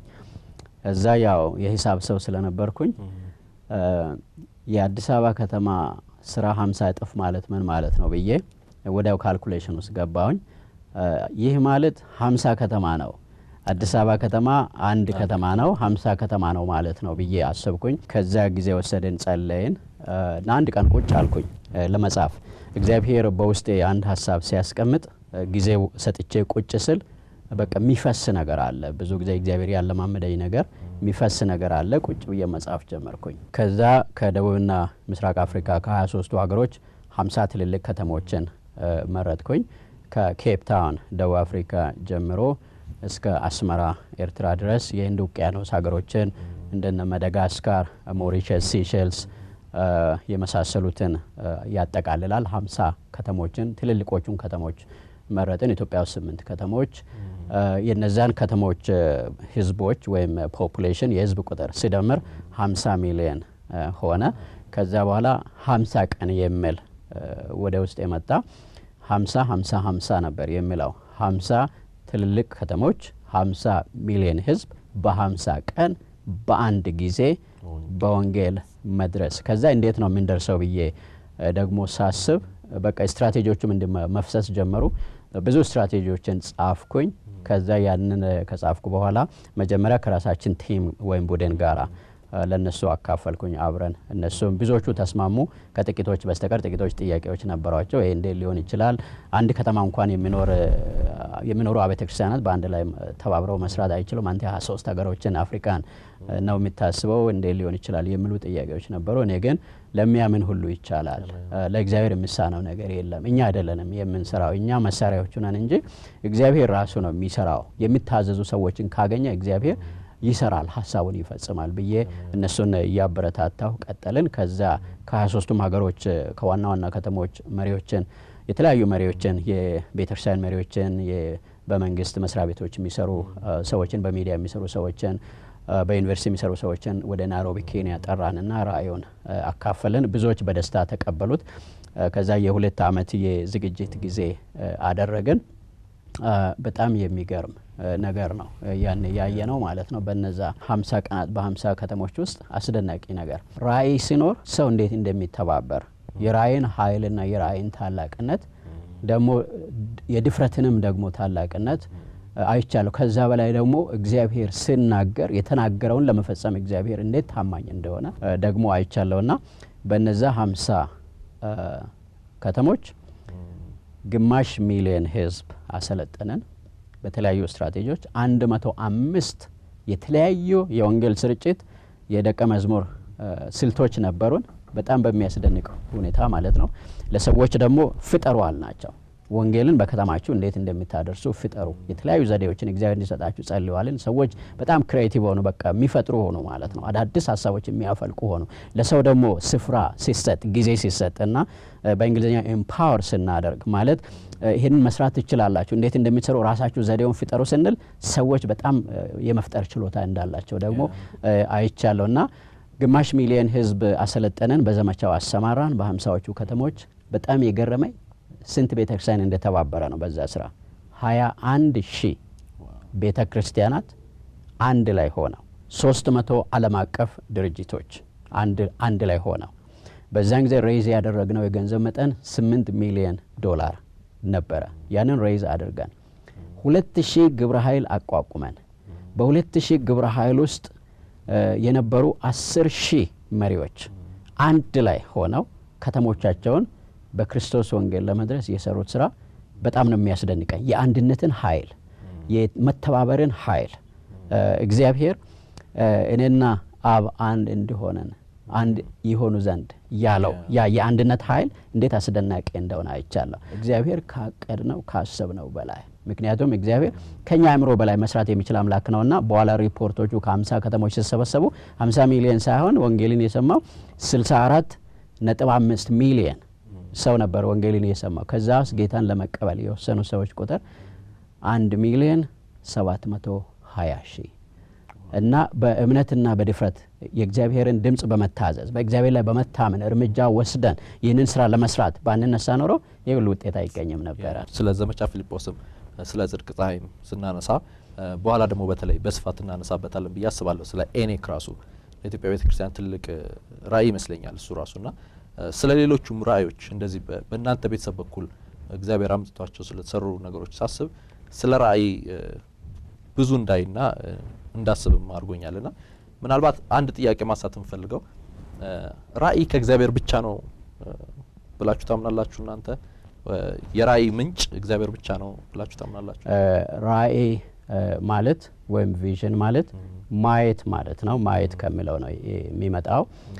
ራእይ ማለት በዛሬ ላይ ቆሞ ነገን የማየት ችሎታ ወይም የመመልከት ችሎታ አርቆ የማየት ችሎታ ማለት ነው።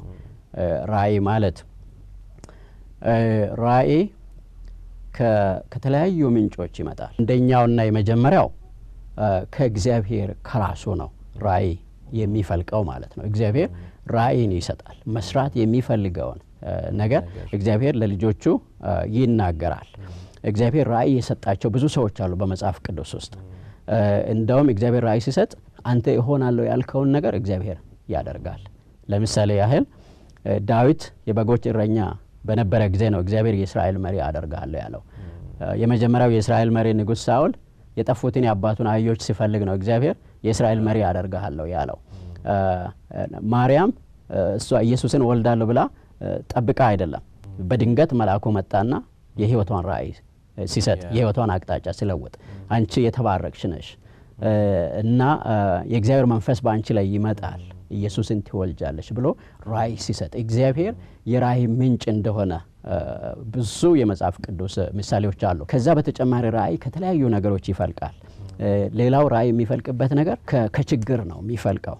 አንድ ሰው ችግርን አይቶ ይሄ የችግር ጥልቀት ወደ ውስጡ ሰርጾ ሲገባ ለዚህ ችግር አንድ መፍትሄ መስጠት አለብኝ ብሎ ሲጨነቅ ያን ራእይ ይወለዳል። የዛ ምሳሌ ነህምያ ነው።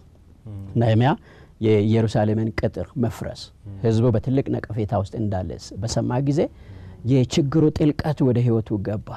ስለዚህም ጊዜ ወሰደ። በቃ በእግዚአብሔር ፊት ልጹም ሊጸልያል እና ያንን ችግር መስማቱ ለዛ ችግር መፍትሄ ለመስጠት ራሱን እንዲሰጥ እግዚአብሔርን እንዲጠይቅ እግዚአብሔር ተጠቀመብኝ፣ በቃ አሁን ቆርጫለሁ፣ ወደ ንጉሱ ዘንድ እገባለሁ፣ በፊቱ ሞገስ ስጠኝ፣ ወደ ኢየሩሳሌም ተመልሼ የፈረሰውን ቅጥር የመስራት ኃላፊነት በቃ የኔ ነው፣ እኔን ላከኝ ብሎ ነው። ሌላው ኢሳይያስ ነው። ኢሳይያስ ድምጽ ሰማ።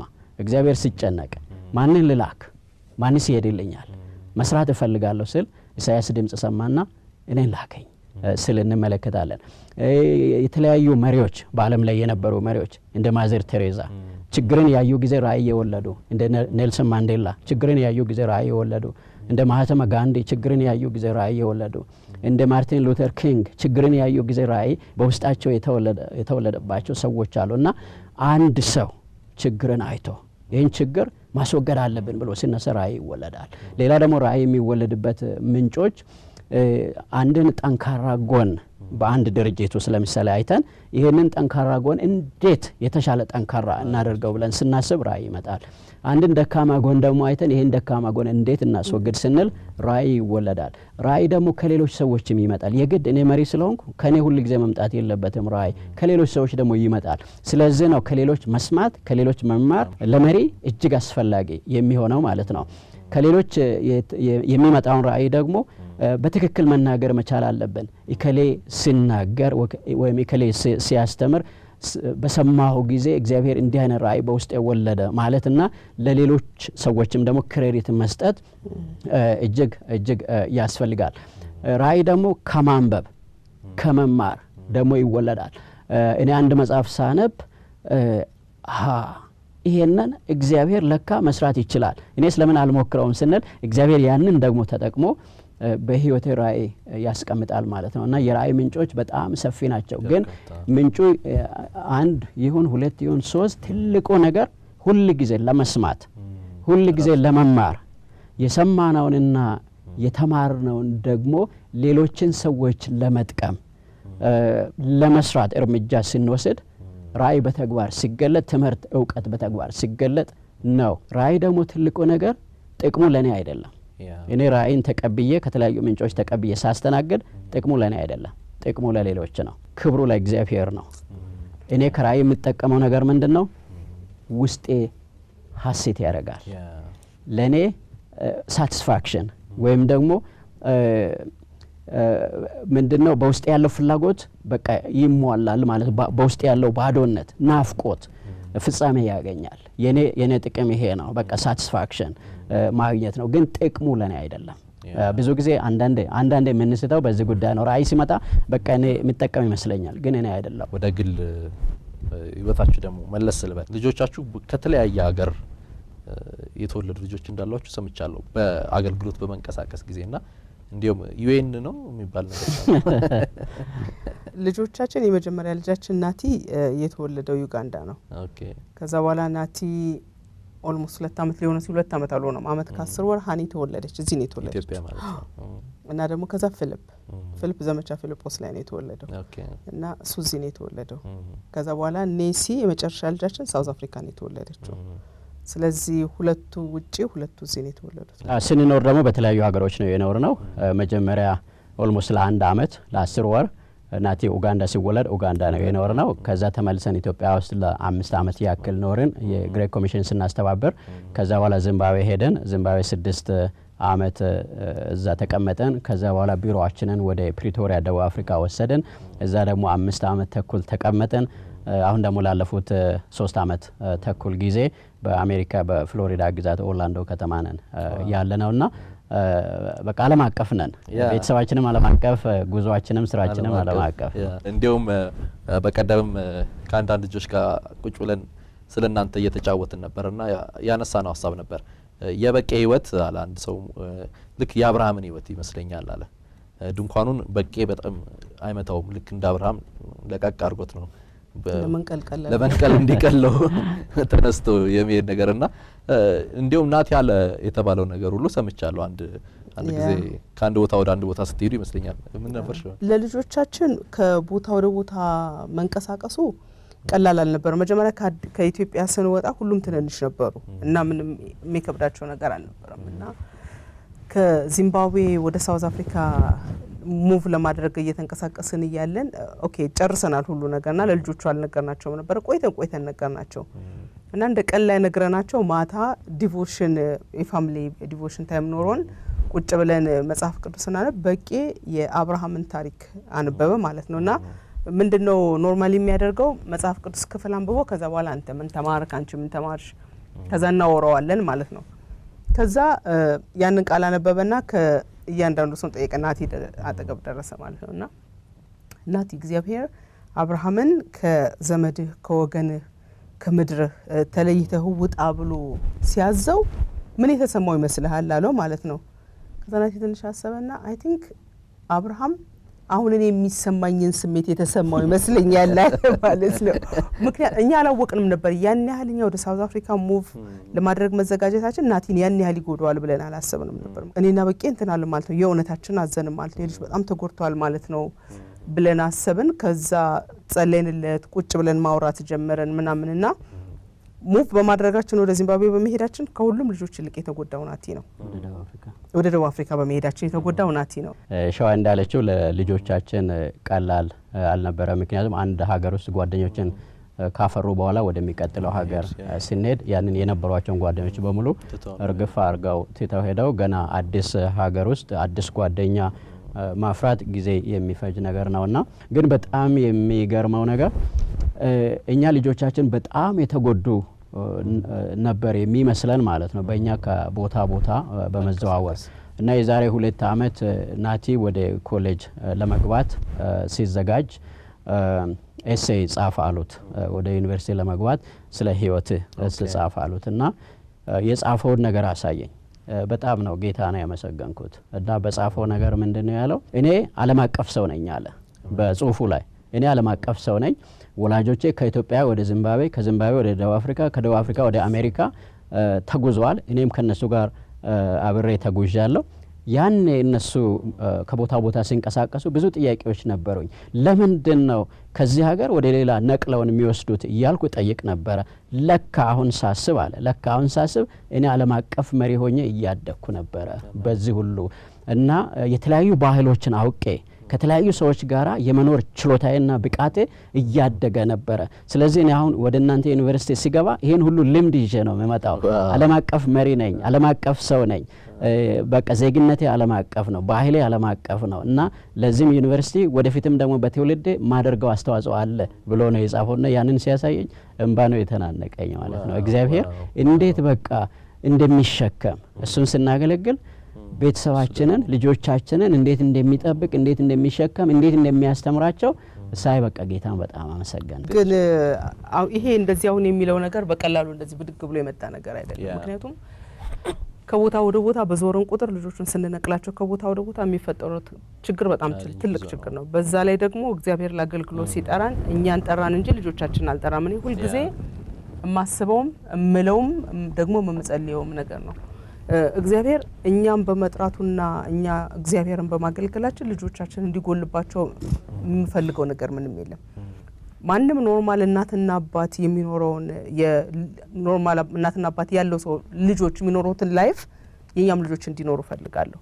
ምክንያቱም አባቴ አገልጋይ ስለሆነ በቃ እኔ አባቴ ሌሎች አባቶች ሊያደርጉላቸው የሚገባቸው ነገር እናቴ እንደዚህ ስለሆነች እንደዚህ ሊሆን አልችልም እያሉ በዲፕሬሽን በመናመን ልጆቻችን እንዲያድጉ ስላልፈለግን በተቻለ መጠን አቅማችን በፈቀደ በሙሉ ልጆቻችን ኖርማል የሆነ ላይፍ እንዲኖሩ ነው ያደረግነው ማለት ነው። እና አገልጋይ መሆን ማለት ለልጅ ጊዜ አለመስጠት ማለት አይደለም። አገልጋይ መሆን ማለት አገልጋይነት ከዛም ደግሞ የቤተሰብ ሪስፖንሲቢሊቲ አንድ ላይ መያዝ ነው። ስለዚህ እኔ አሁን ለአባቶችም ለእናቶችም አገልጋይ ለሆኑ ሰዎች መናገር የምፈልገው ነገር ምንድነው? እውነት ነው እግዚአብሔር ለአገልግሎት ጠርቷቸዋል።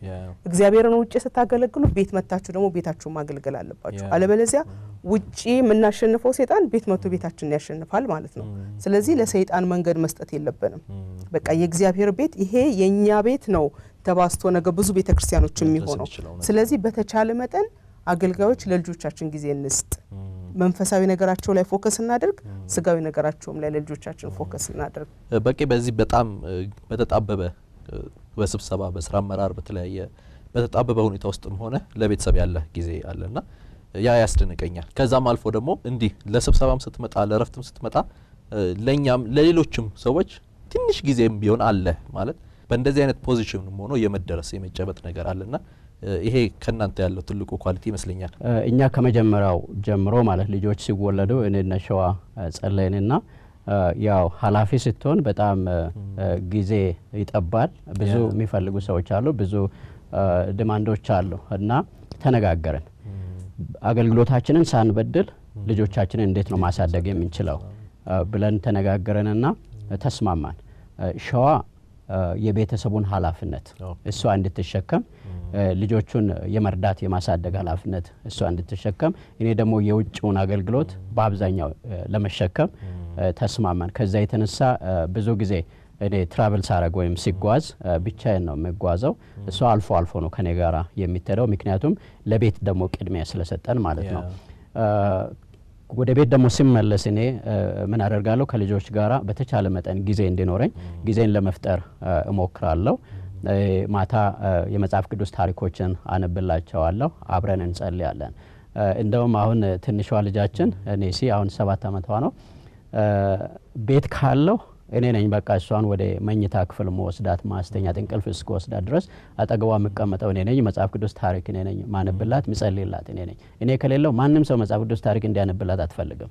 በቃ ይቆይ ነው የምትለው። ይቆይ ዳዲ ሲመጣ ያነብልኛል ነው የምትለው። እና ይሄ በቃ እንድንቀራረብ ያደርጋል ማለት ነው። ምንም እንኳን ቢዚ ቢሆን ለልጆች እንደማስብ ለነሱ ጊዜ እንደሚሰጥ። ሌላው ደግሞ ብዙ ኃላፊነት ላይ ቢሆንም ከሰው ጋር ማሳለፍ እጅግ ደስ ይለኛል። ምክንያቱም አገልግሎታችን ራሱ እኮ ሰው ነው።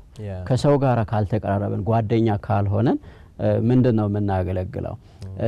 አገልጋይ ደግሞ መሪ ደግሞ ዝቅ ብሎ ከሁሉ ሰው ጋር እኩል መሆን መቻል አለበት እና ዝቅ ካላለን የሚገኘውን ጥቅም የሚገኘውን ሐሴትና ደስታ ሁሉ ላናገኝ እንችላለን። እኔ ከሰው ጋር ማሳለፍ እጅግ ደስ ይለኛል። ከጓደኞቼ ጋር ማሳለፍ እጅግ ደስ ይለኛል። ሰው ደግሞ ጥያቄ ያለኝ ምክር ፈልጋለሁ ካለ እንደምንም ተማሙቼ ለዛ ሰው ጊዜ መስጠት በጣም ፈልጋለሁ እና እግዚአብሔር ደግሞ ስረዳኝ አይቻለሁ። ሰዎች ደግሞ ምንም እንኳን ለጥያቄያቸው እኔ መልስ መስጠት እንኳን ባልችል መፍትሄ እንኳን ባልሆን ቁጭ ብዬ በቃ ጊዜ ሰጥቼ በመስማቴ ብቻ ተደስተው የሚሄዱ እግዚአብሔር ይባርክ በቃ ሸክሜ ሁሉ ቀለለ ብለው በመናገራቸው ብቻ ማለት ነው ለኔ በመናገራቸው ብቻ ሸክሜ ቀለለ ብለው እኔ አንድ ነገር ሳላደርግላቸው ለጥያቄያቸው መልስ ሳልሰጥ ስለሰማው ብቻ ደስ ብሏቸው የሚሄዱ ሰዎች አሉና ቀርቦ ሰውን እንደመስማት ከሰው ጋር በቃ ጓደኛ እንደመሆን የመሰለ ትልቅ ነገር የለም። ቢዚ ነው ይሮጣል። ቤትም ሲመጣ ሁሉ ጊዜ ስራ አለው። ስራ ሳይኖረው የቀረበትን ጊዜ እስከዛ ድረስ አላቅም። እኔና በቂ ከተገናኘንበት ጊዜ ጀምሮ ግን ያን ያህልም ቢዚ ቢሆን እንኳን ከልጆቹ ጋራ ቁምጣውን አድርጎ ጫማውን አድርጎ ኳስ ለመጫወት ሜዳ መውጣት ምንም ከባድ አይደለም ማለት ነው። አብረው ሜዳ ለሜዳ ሲሯሯጡ ኳስ ሲጫወቱ በቃ ማንም ሊያደርገው የሚችለውን ማንም ልጆች ሊያደርጉ የሚችሉትን ነገር በሁሉ ከልጆች ጋር ለማድረግ ጊዜ ያለው ማለት ነው። ምክንያቱም መርጦ ነው ላይኖረው ይችላል ግን ፈልጎ ፕላን አድርጎ ከልጆቹ ጋር ጊዜ ያሳልፋልና ስለ እናቲ ስታወሩልኝ ቅድም ደስ ያለኝ ነገር ጎበዝ ኳስ ተጫዋች እንደሆነ ሰምቻለሁና ኳስ ደግሞ አሁን በጣም የሁላችን መነጋገሪያ ነው። የአርሴናል ነው ወይስ ማንቸስተር ሆኖ ነው የምናየው ወደፊት? የአርሴናል ደጋፊ ሆኖ እንጂ ተጫዋች ነው። አዎ አይ ሚን ኳስ በጣም ይወዳል። ከልጅነቱ ጀምሮ ነው ኳስ የወደደውና 15 አመቱ ሲሆን አርሴናል አካዳሚ መሄድ ፈለገ። እኛ ሳውዝ አፍሪካ ነበርን ማለት ነውና አርሴናልን በጣም ነው የሚወደው በጣም እና ማሚ በቃ እኔ ለአርሴናል ደግሞ ሄንሪን በጣም ነበር የሚወደው ማለት ነው። ስለዚህ ሄንሪ ሳይወጣ ከሄንሪ ጋር ኳስ መጫወት እሱን ሜዳ ላይ ከሱ ጋር አብሮ መሆን ሲያስበው ራሱ ህልሙ ነበረ ማለት ነው። ከዛ አርሴናል አካዳሚ ወሰዱኝ ብሎ ተነሳ። እኔና በቂ አሰብንና አርሴናል አካዳሚ አንተ ልንልክ አንችልም አልነው ማለት ነው። ምክንያቱም የ15 አመት ልጅ ወላጆች ሳይኖሩት አርቆ እዛ አርሴናል አካዳሚ መላክ ማለት ምን እንደሚመጣ ምንም የምናውቀው ነገር የለም። ስንትና ስንት ነገር አለ ማለት ልጆች የሚገቡበት ነገርና አትሄድም ብለን ከለከልነው። በጣም ቅር ቢለውም ምንም ማድረግ አልቻለም። እኛ ስላልነው ብቻ ዝም አለ ማለት ነው። ከዛ በኋላ እንግዲህ ለተለያዩ ክለቦች ተጫውቷል። አሁን አሜሪካ፣ ዚምባብዌ፣ ሳውዝ አፍሪካ ሆነን ለክለቦች ተጫውተዋል። እንደውም ሳውዝ አፍሪካ ያለ አንደር 17 ነው አንደር 18 ለናሽናል ቲም እንዲጫወት ይፈልጉት ነበረ። ከዛ አንዲ ለሳውዝ አፍሪካ ከተጫወት ለኢትዮጵያ ወይም ለሌላ ቲም መጫወት አትችልም ሲሉት እሱን ተወነው ማለት ነው። ከዛ ሳውዝ አፍሪካ ሙቭ አደረግን። ሙቭመንታችን በሱ እንትን ላይ በሱ የእግር ኳስ ጨዋታ ላይ ችግር የፈጠረ ይመስለኛል። ምክንያቱም አንዱን ትቶ ወደ ሌላ ቦታ መሄድ አለበትና አሜሪካ ከሄድን በኋላ ለክለብ ተጫወተ። ከዛ በኋላ ለዩኒቨርሲቲው ገብቶ ተጫወተ ለተወሰነ ጊዜ። አሁን ደግሞ ለሌላ ክለብ ይጫወታልና ኳስ ይወዳል። እንግዲህ የወደፊቱ በእግዚአብሔር እጅ ነው ያለው። ነገ ምን እንደሚሆን እኛ እናቅማው። ከሁለቱ ወንዶች ልጆቼ ጋራ እንዴት እንደምንቀራረብ ሁለቱም ክለቦች አሏቸው። ናቲ አርሰናልን ይደግፋል፣ ፊሊፕ ደግሞ ሊቨርፑልን ይደግፋል። ስለዚህ እኔ ከነሱ የነሱን ቋንቋ መናገር ካለብኝ እኔም አንድ ቲም መርጬ እኔም መደገፍ አለብኝ እና በስፖርቱ ዓለም ውስጥ የሚደረገው ነገር ሁሉ ማወቅ አለብኝ ብዬ ወሰንኩኝ እና ከዛሬ 11 አመት ጀምሮ እኔም አርሰናልን ደግፋለሁ። ማም አርሰናልን ትደግፋለች። ቤታችን በሙሉ አርሰናልን ይደግፋል። ፊሊፕ ግን ሊቨርፑልን ይደግፋል። እሱ ድሮ ማንቸስተርን ይደግፍ ነበረ። ያኔ ማንቸስተሮች የዛሬ 10 አመት አካባቢ ይመስለኛልና አርሰናል ሳይሸነፍ 49 ጨዋታ ደርሶ ማንቸስተሮች አቆሙ አርሰናልን። በዛን ጊዜ ሁለቱ ወንዶች ልጆቻችን ተጣሉ። በቃ አንነጋገርም አሉ ማለት ነው። ያኔ ፊሊፕን አስቀየር ነው። በቃ ማንቸስተርን ተዋለንና ይቅርታ ለማንቸስተር ደጋፊዎች ይቅርታ ጠይቃለሁ፣ ግን አስተውንና ሊቨርፑልን መደገፍ ጀመረ። አሁን እኔም እዛ ውስጥ ስላለው ከነሱ ጋር ቁጭ ብዬ ኳስ ያለው ማለት ነው። ቅዳሜ እሁድ ለኔም እረፍቴ ነው። በቃ እረፍት ይሰጠኛል። ቁጭ ብዬ ያለው ከነሱ ጋር ፋንታሲ ፕሪሚየር ሊግ የሚባል አለ። ኦንላይን ገብተን እኛም እዛ ውስጥ እኔም ከነሱ ጋር ቡድን ውስጥ ገብቼ ይወዳደራለሁ። ስለዚህ የሚሆነውን በስፖርቱ ዓለም የሚሆነውን ነገር ስለ ገበያው ማን ምን ያህል እንደሚያወጣ ምን ያህል እንደሚሸጥ ወዴት እንደሚዞር ያንን ሁሉ እናውቃለንና ከነሱ ጋር በቃ የጦፈ ጭውውት ነው ቤት ውስጥ የሚኖረን ማለት ነው። እንዲያውም ጥሩ ነው ያረጋችሁት ከማንቸስተር ማስቀየራችሁ። እኔ ማንቸስተር ነው ልቀይር ነው። የት ነው የምትወጣው? አርሴናል። አንተ ኢትዮጵያ ውስጥ ስለምትኖር ገና አልመረጥኩም። ይሻላል። አርሴናል ነው መምረጥ። አንድ ጓደኛዬ ምን ብሎኛል፣ እኔ የምኖርበት ሰፈር አካባቢ ሰባተኛ የሚባል ሰፈር አለ። ታክሲ ረዳቶች ድሮ ሲጠሩ ሰባተኛ ነበር። አሁን ማንቸስተር ሆነና እየመረጥኩ ነው። ክለብ ልላችሁ ነው እንግዲህ መርጬ ወደ አንዱ ክለብ። አንተ አሁን ኢትዮጵያ ውስጥ ሾው ስላለ የሁሉም ዘመድ ነው መሆን ያለበት። ወላጅ አባትህ መጽሐፍ ቅዱስን ሲያነቡ ተምረው እንዳልነበር ሰምቻለሁ። ስለሱ እስቲ አንሳልኝ።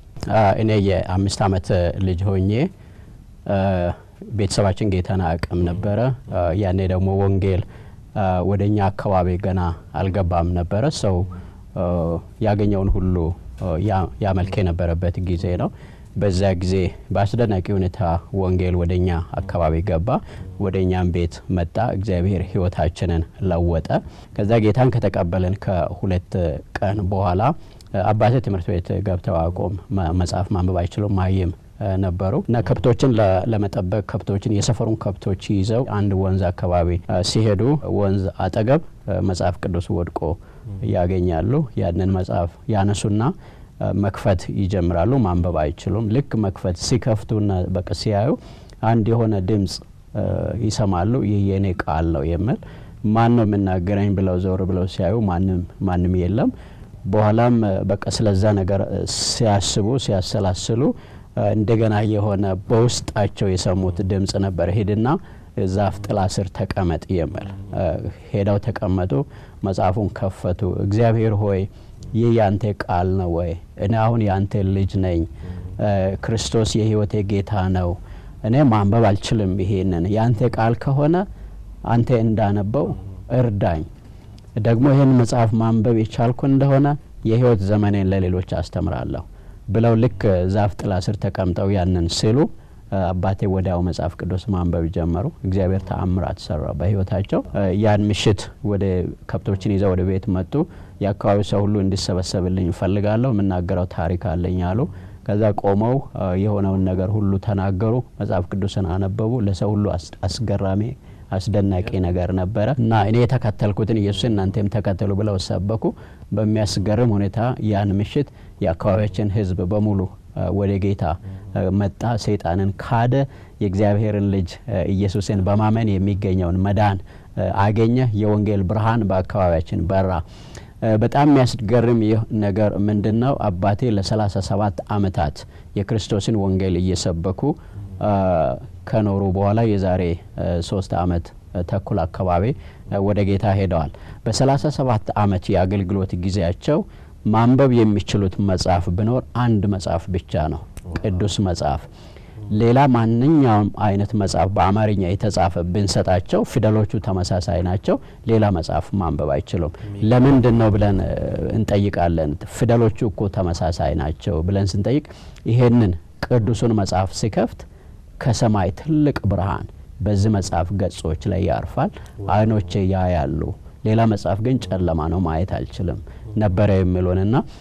እግዚአብሔር በእኛ ቤት ውስጥ ሳድግ እግዚአብሔር ታላቅ አምላክ እንደሆነ ኃያል አምላክ እንደሆነ ሕያው አምላክ እንደሆነ ተአምራት የሚሰራ እውነትም የተአምራት አምላክ እንደሆነ እያየሁ ነው ያደኩት ስለ ኤኔክስቲ አንዳንድ ነገር እናውራ የተወሰኑ ፕሮግራሞች ላይ ተገኝቼ ራዩን ለመካፈል እድል አግኝቻለሁ ደስ የሚለኝ ነገር እሱ ነውና ነገር ግን እንዲ ኤኔክስን አንዳንድ ሰዎች አሁን ያልደረሳቸው ቅዱሳን ይኖራሉና ስለ ኤኔክ ቪዥን ትንሽ ብትነግረን ደስ ይለኛል ኤኔክ የሚለው ቃል መጀመሪያ ኢትዮጵያን ናሽናል ኢቫንጀላይዜሽን ኮንግረስ ከሚል የመጣ በኋላ ደግሞ ኢትዮጵያን ናሽናል ኤክሰለንስ ሴንተር ከሚል ምህጻረ ቃል የመጣ ነው የዛሬ 10 አመት እኔና ቤተሰቤ ዚምባብዌ እንኖር ነበረ ከዚምባብዌ ለአጭር ረፍት ወደ ኢትዮጵያ መጥተናል ለሁለት ሳምንት አካባቢ ይመስለኛል የመጣ ነውና ወደ ኢትዮጵያ መጥተን በኢትዮጵያ ውስጥ የነበረውን ሁኔታ በተለይም ደግሞ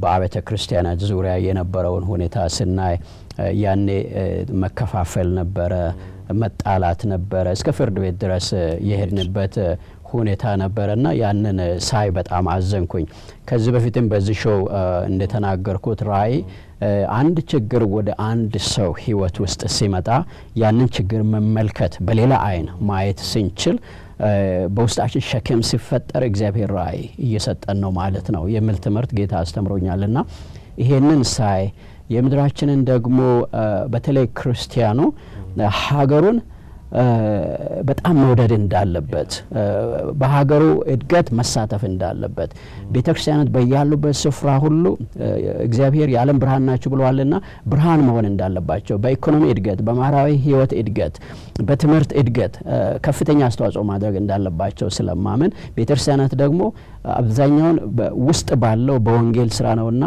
በወንጌል አምኖ የዳነው ሰው ደግሞ ሀገሩን ዘመኑን ትውልዱን ወዶ አካባቢውን በማጽዳት በኢኮኖሚ በማደግ በማህበራዊ ኑሮ በግንኙነት በፍቅር በማደግ ያለውን ከቤተክርስቲያን ውጪ የሚሰሩትን ማህበራዊ ኢኮኖሚያዊ ፖለቲካዊ ስራዎችን መስራት እንዳለበት አምናለሁና በዛ የነበረን ተሳትፎ ውስን ነበርና ይሄንን ትልቅ ሸክም እግዚአብሔር በውስጥ ያስቀመጠ ከዛ ለሸዋ ነገርኳት እና አልፎ አልፎ አብረን መጸለይ ጀመረንና ከ2 አመት በኋላ የሸክሙ በውስጥ በጣም እያደገ ሲመጣ ወደ አዲስ አበባ መጣው 11 መሪዎችን ትዝለኛል በመጋቢት ወር አዲስ አበባ ከተማ አግኝቼ ይሄን ሸክም አካፈልኩኝ ከዘመን አስባለሁ እኔ ያሰብኩት አልኳቸው ቤተክርስቲያን ለምንድነው ለረጅም ጊዜ እይታ የማይኖራት ለምንድነው ከሳምንት ፕሮግራም፣ ከወር ፕሮግራም፣ ከአመት ፕሮግራም አልፈን የልጆቻችንና የልጅ ልጆቻችንን ዘመን ማየት የማንችለው ለምንድን ነው ብዬ ነገርኳቸው። ከዛ ምን እናደርጋለሁ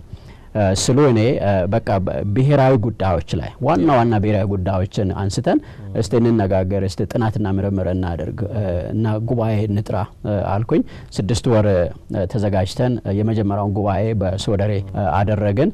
ዋና በኢትዮጵያ ውስጥ አሉ የሚባሉ የአብያተ ክርስቲያናት መሪዎች የተገኙበት የ5 ቀን ከፍተኛ ኮንግረስ ተደረገ። በዛ ብሔራዊ ጉዳዮችን በሚመለከት የቤተክርስቲያን አስተዋጽኦ ምን መሆን ይገባዋል እና እነዚህ ጉዳዮች ልጆችን አስተዳደግ በሚመለከት፣ የሴቶችን ተሳትፎ በሚመለከት፣ የአመራር እድገትን በሚመለከት፣ የኢኮኖሚ እድገትን በሚመለከት፣ ተፈጥሮን የማሳደግ የመንከባከብን ጉዳይ በሚመለከት፣ በኢትዮጵያ ሁለንተናዊ እድገት ውስጥ የቤተክርስቲያን ሚና ምን መሆን እንዳለበት በሚመለከት እነዚህን ጉዳዮች ሁሉ ያካተቱ ጥናትና ምርምሮች ቀርበው ሰፊ ውይይት ከተደረገ በኋላ የአቋም መግለጫ አውጥተን 10 ግብረ ኃይሎችን ተጨማሪ ጥናትና ምርምር እንዲያደርጉ አድርገን የ100 ዓመት እይታ ወይም ራዕይ መቅረጽ ጀመርን። 3 የተለያዩ ኮንግረሶችን አድርገን የተለያዩ አውደ ጥናቶችን አዘጋጅተን ከ18 ወራት ጉዞ በኋላ የ100 ዓመት የኢትዮጵያ ቤተ ክርስቲያን ራዕይ በሚል ኤኔክ ወጣ ማለት ነው እና ይሄ ራዕይ መጽሐፍ ቅዱስን ማዕከል ያደረገ የኢትዮጵያ ሁለንተናዊ ለውጥንና እድገትን የሚናፍቅ ራዕይ ነው እና ትልልቅ ነገሮች በኢትዮጵያ ውስጥ እንዲሰሩ ዛሬ የምናያቸው ነገሮች ዛሬ እግዚአብሔር በመድራችን እየሰራ ያላቸው ነገሮች እና ከዛም በተጨማሪ ትልልቅ ነገሮች በኢትዮጵያ እንዲሰሩ። ምክንያቱም ኢትዮጵያ ደሃ ሀገር አይደለችም፣ በጣም ሀብታም ሀገር ናት። ብዙ ሪሶርስ ያላት ሀገር ናት። የሚሰራ ህዝብ ያላት ሀገር ናት እና ይህንን ሪሶርስ ተጠቅመን ደሃ መሆን የለብንም። ደሃ የምንሆንበት ምንም ምክንያት የለምና ተባብረን እጅ ለእጅ ተያይዘን ኢትዮጵያን ማሳደግ ካደጉት ሀገሮች መካከል ሆነን እኛም ሌሎች ሀገሮች እንዳደረጉ የወንጌል መልእክተኞችን ወደ ዓለም ሁሉ መላክ መቻል አለብን። ትልልቅ የአመራር ተቋሞችን መገንባት አለብን። ፋውንዴሽኖችን ኢትዮጵያ ውስጥ ማቋቋም መቻል አለብን። ለሌሎች ሀገሮች ገንዘብ እርዳታ መስጠት መቻል አለብን። ከዚህ በፊት ተቀብለናል፣ አሁን ደግሞ የምንሰጥበት ዘመን ነውና ወደ መስጠት ወደ ብልጽግና የእግዚአብሔርን ስራ በሙላት በሀገራችን ውስጥ ባለው ሪሶርስ ተጠቅመን የመስራት ሌሎች ሀገሮችን ተጽዕኖ የማድረግ ኢንፍሉዌንስ የማድረግ ወደዛ ምዕራፍ እንድንሻገር የሚል ራዕይ ነው የዛሬ 8 ዓመት 7 ዓመት አካባቢ ተቀርጾ ይፋ የወጣው። ያ ራዕይ ይፋ በሚወጣበት ጊዜ 24 ሀገሮች እንዲሳተፉ አድርገን እነሱን ጠርተን እግዚአብሔር በኢትዮጵያ ምድር ይሄንን ሊሰራ ነውና ብለን ነው የገለጽ ነው። አሁን በሰፊው እየተሰራ አይደለም።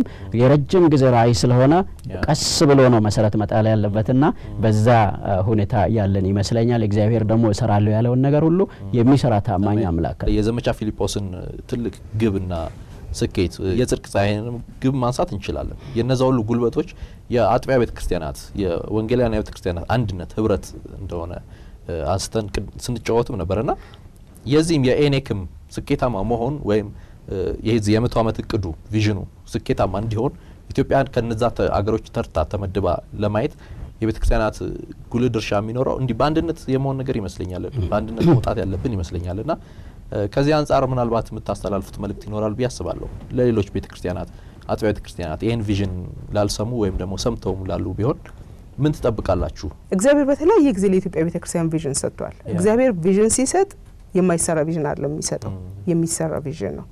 የሚሰራ ቪዥን ነው። ስለዚህ የእግዚአብሔርን ሕዝብ በዚህ ሰዓት የምጠይቀው ነገር ምንድነው? አንደኛ ለኤኔክ እንዲጸልይ። አሜን። በቃ አሁን ጸሎት የሚያስፈልገን ጊዜ ነው። ምክንያቱም ሁሉም ነገር እያለ ለምንድነው ወደፊት መንቀሳቀስ ያልተቻለው? እግዚአብሔር ነው የሚያውቀው። ስለዚህ እግዚአብሔር እንደገና እንዲያንቀሳቀስ የሰጠውን ራዕይ መፈጸም እንዲቻል እግዚአብሔር እንዲረዳን በሰዎች ልብ የለም እንዳይባል በሰው ሁሉ ውስጥ ልብ ውስጥ ሁሉ አለ። እኛ ስለሷ እናስብም እንዳይባል ሁሌ እናስባለን፣ እንጸልያለን፣ የእውነት ማለት ነው።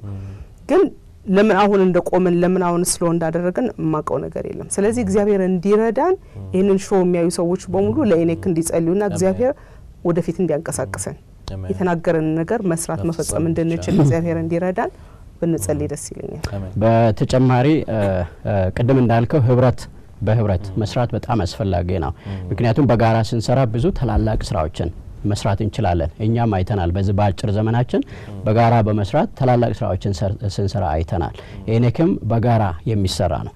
አብያተ ክርስቲያናት ብቻ ሳይሆኑ ኢትዮጵያዊ የሆነ ኢትዮጵያዊ ዜጋ ሁሉ ለሀገሩ ሁለንተናዊ እድገት ተነስቶ የሚሰራበት ነው። ይህንን ደግሞ እያየን ነው ያለነው። እግዚአብሔር በኤኔክ ብቻ በኩል ሳይሆን በተለያዩ መንገዶች ደግሞ ይህንን ስራ እየሰራ ነው ያለው። ሌላው ደግሞ በጣም ደስ የሚለኝ ነገር ያኔ በኤኔክ በተለያዩ ጉባኤዎች የተገኙ ሰዎች ራእዩ ስለገባቸው በየሄዱበት ቦታ ሁሉ በየቤተ ክርስቲያኖቻቸው በየድርጅቶቻቸው የኤኔክን ራእይ ሙሉ በሙሉ እንኳን ባይሆን አንዷን ክፍል ወስደው ሲሰሩ እያየሁ ነው ያለሁትና ስለዚህ እግዚአብሔርን እጅግ አድርጌ አመሰግናለሁ።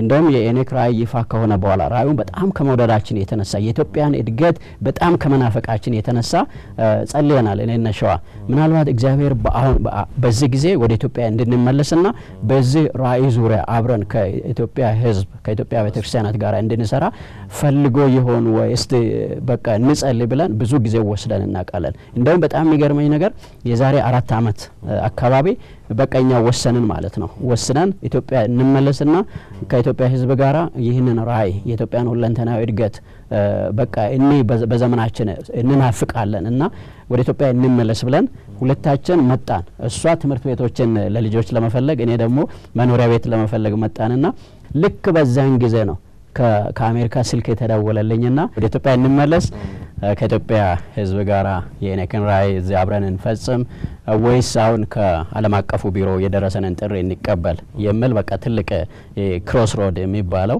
መስቀለኛ መንገድ ላይ ቆመን ነበር የዛሬ 4 ዓመት። ከዛ ጊዜ ወሰደን ጸለይን እና እግዚአብሔር ለዓለም አቀፉ አገልግሎት እንደሚፈልገን ጊዜው ለዛ እንደሆነ በውስጣችን ተሰማን። እግዚአብሔር መራን።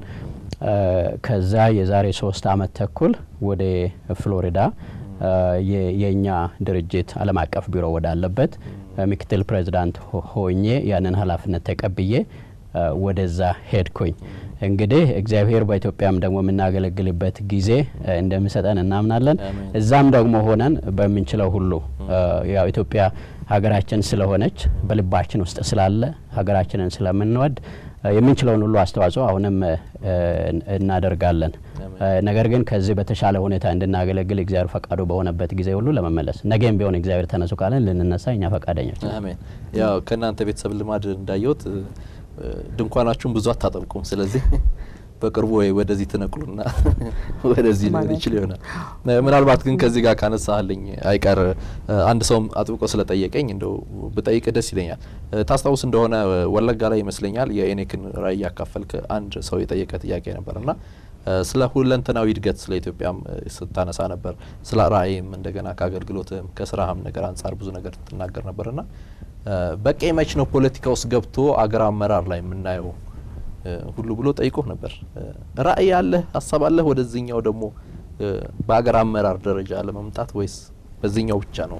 እንደሱ አይነት ጥያቄ ብዙ ጊዜ ከብዙ ሰዎችም ደግሞ ተጠይቀ ያለው ከወጣቶች ተጠይቀ ያለው ከቤተ ክርስቲያናት መሪዎች ተጠይቀ ያለው በፖለቲካ ውስጥ ካሉ ከራሴ ጓደኞች ድሮ አብረን ዩኒቨርሲቲ ከተማርናቸው ተጠይቀ ያለው እኔም አልፎ አልፎ እንደዛ አይነት ነገር በተለይ የተለያዩ ሀገሮችን ሲሄድ ሲጓዝ የሚያጋጥሙኝ ነገሮች አንድ ኤርፖርት ሆኜ ወደ አውሮፕላን ለመሳፈር ሲሄድ በሰልፍ ነው የምንገባው። የእያንዳንዱ ሰው ቲኬት ወይም ፓስፖርት ይታያል እና እየታየ ሁሉም ሰው ይታይና ያልፋል ይታይና ያልፋል እና እኔ ጋር ሲመጣ ልክ ኢትዮጵያዊ ፓስፖርት መሆኑን ሲያውቁ አንዳንድ ኤርፖርቶች ና እስታንተ ወደዚህ ውጣ ይሉኛል እና ከሰልፈኛው እኔን ለይተው ያወጡኛል ማለት ኢትዮጵያዊ ስለሆንኩ ብቻ። ለምንድን ነው የምትሄደው? የት ነው የምትሄደው? ቲኬት ላይ ተጽፏል የት እንደሚሄድ። ለምንድን ነው የምትሄደው? የት ነው የምትሄደው? እያሉ ጥያቄ ሲያበዙ በቃ መቼ ነው የኛ ኢትዮጵያውያን ገጽታ በዓለም ላይ ያለው ተቀይሮ እኛም በክብር እሰይ እንኳን መጣ ተብለን የምንገባበት ጊዜ መቼ ነው ብዬ በውስጥ ቁጭት ይይዘኛል ማለት ነው። አንዳንድ በቃ ማረሳቸው ነገሮች አጋጥመውኛል። አንድ ጊዜ ማላዊ ሀገር ለአገልግሎት ሄጄ አንድ ሀብታም ቤተሰብ እራት ተጋበዝኩኝ እና እዛ በማዕድ ዙሪያ ቁጭ ብለን የነሱ ባል ሚስትና ልጆች ሆነን እኔ ብቻ ነኝ እንግዳ እዛ ቁጭ ብለን ስንበላ የተለያየ ምግብ ቀርቧል እና ጠግቤያለሁ። ከዛ የቤቱ ባለቤት ተነስታ ሳህኔ ላይ ማት ሰላጣ ትከምራለች። ኧረ እባክሽ ጠግቤያለሁ አትጨምር ሰላጣውን ስላት በሀገራችሁ አረንጓዴ ነገር ስለማታገኙ እዚህ ይህን ሰላጣ በልተ ጠግበ እንድትሄድ ብዬ ነው ስትለኝ የሆነ ነገር በቃ በውስጤ በጣም ነው የተሰማኝ። ማላዊ እንኳን አልኩኝ ማላዊ እንኳን በአቅሙ እኛን ይንቀናል አልኩኝ።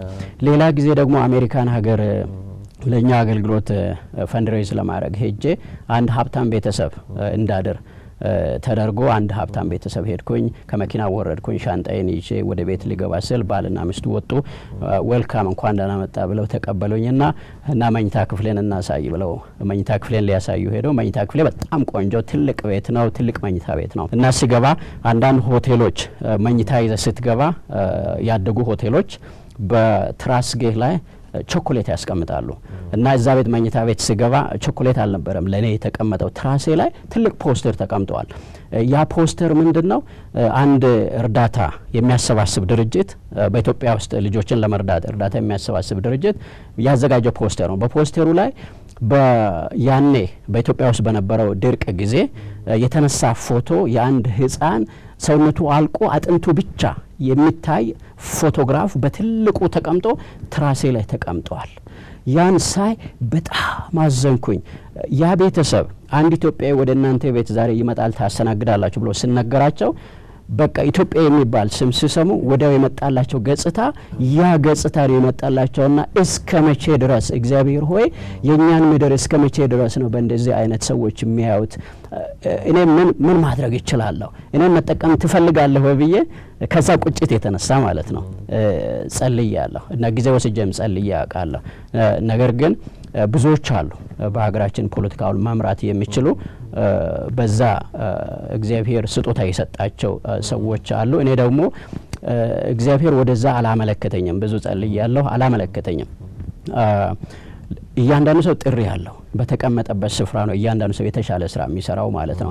በፖለቲካ የተቀመጡት ህዝባችንና ምድራችንን እንዲያሳድጉና እንዲጠብቁ እግዚአብሔር አስቀምጧቸዋል። የኔ ኃላፊነት ደግሞ እነሱን በሚችለው ሁሉ መርዳት፣ ለነሱ መጸለይ፣ የኢትዮጵያ የሀገራችን እድገት ደግሞ እንዲፋጠን የሚችለውን ሁሉ አስተዋጽኦ በአቅሜ ማድረግ ነው እና በዚህ ጊዜ በፖለቲካ ውስጥ እንድሳተፍ እግዚአብሔር አላመለከተኝም። ነገር ግን የተቀመጡትን ሰዎች ሰፖርት እንዳረግ ወይም እንድደግፍ እና ለምድራችን እንዲቀና ለምድራችን እንዲጸልይ እንዳስለጥን እንዳስተምር ነው አሁን ያለው አስተዋጽኦ ማደርገው ነገር። ያን የገጠመህ ነገር አለ ማላዊውም እንደገና ደግሞ በአሜሪካም ሀገር የገጠመህ ቻሌንጅ ነበርና አሁን ስታስበው አሁን ባለበት ሁኔታ ማለት ነውና አንተ ኢትዮጵያዊ ነህ።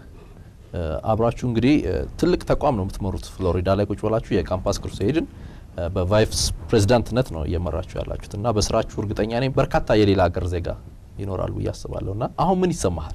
እኔ አሁን ስላለንበት ስለደረስንበትና በሀገራችን እየተሰራ ስላለው ነገር በጣም ነው እግዚአብሔርን ማመሰግነው። በጣም ነው ደስ የሚለኝ። በአጭር ጊዜ ውስጥ ብዙ ለውጦችን አይተናል። እንደውም አንዳንድ ሀገሮች ይጠይቁኛል እናንተ ኢትዮጵያውያን ይሄን ሁሉ ህንጻ ስትሰሩ ይሄን ሁሉ መንገድ ስትሰሩ ገንዘቡን ከየት ነው የምታመጡት እያሉ ይጠይቁኛል። የጎረቤት ሀገሮች የተለያዩ ኢትዮጵያን የሚያውቁ ሀገሮች ማለት ነው። መልሴ ምንድነው? እግዚአብሔር ተአምራት እየሰራ ነው። ለብዙ ዘመናት በኢትዮጵያ ውስጥ ተጸልዮ ሁሉም በእምነቱ የዚች ምድር እንቆቅልሽ እንዲፈታ ታሪኳ እንዲለወጥ በዓለም ላይ ያለው ገጽታዋ የተስተካከለ እንዲሆን ሁሉ ተመኝተዋል፣ ሁሉ ጸልየዋል፣ ሁሉ ሰርተዋል። ያንን ጸሎት እግዚአብሔር በዚህ ዘመን እየመለሰ እንደሆነ ነው ማምነውና እግዚአብሔር ተአምራት እየሰራ ነው። በቃ ከሰማይ እግዚአብሔር ወርዶ ራሱ እየሰራ ነው።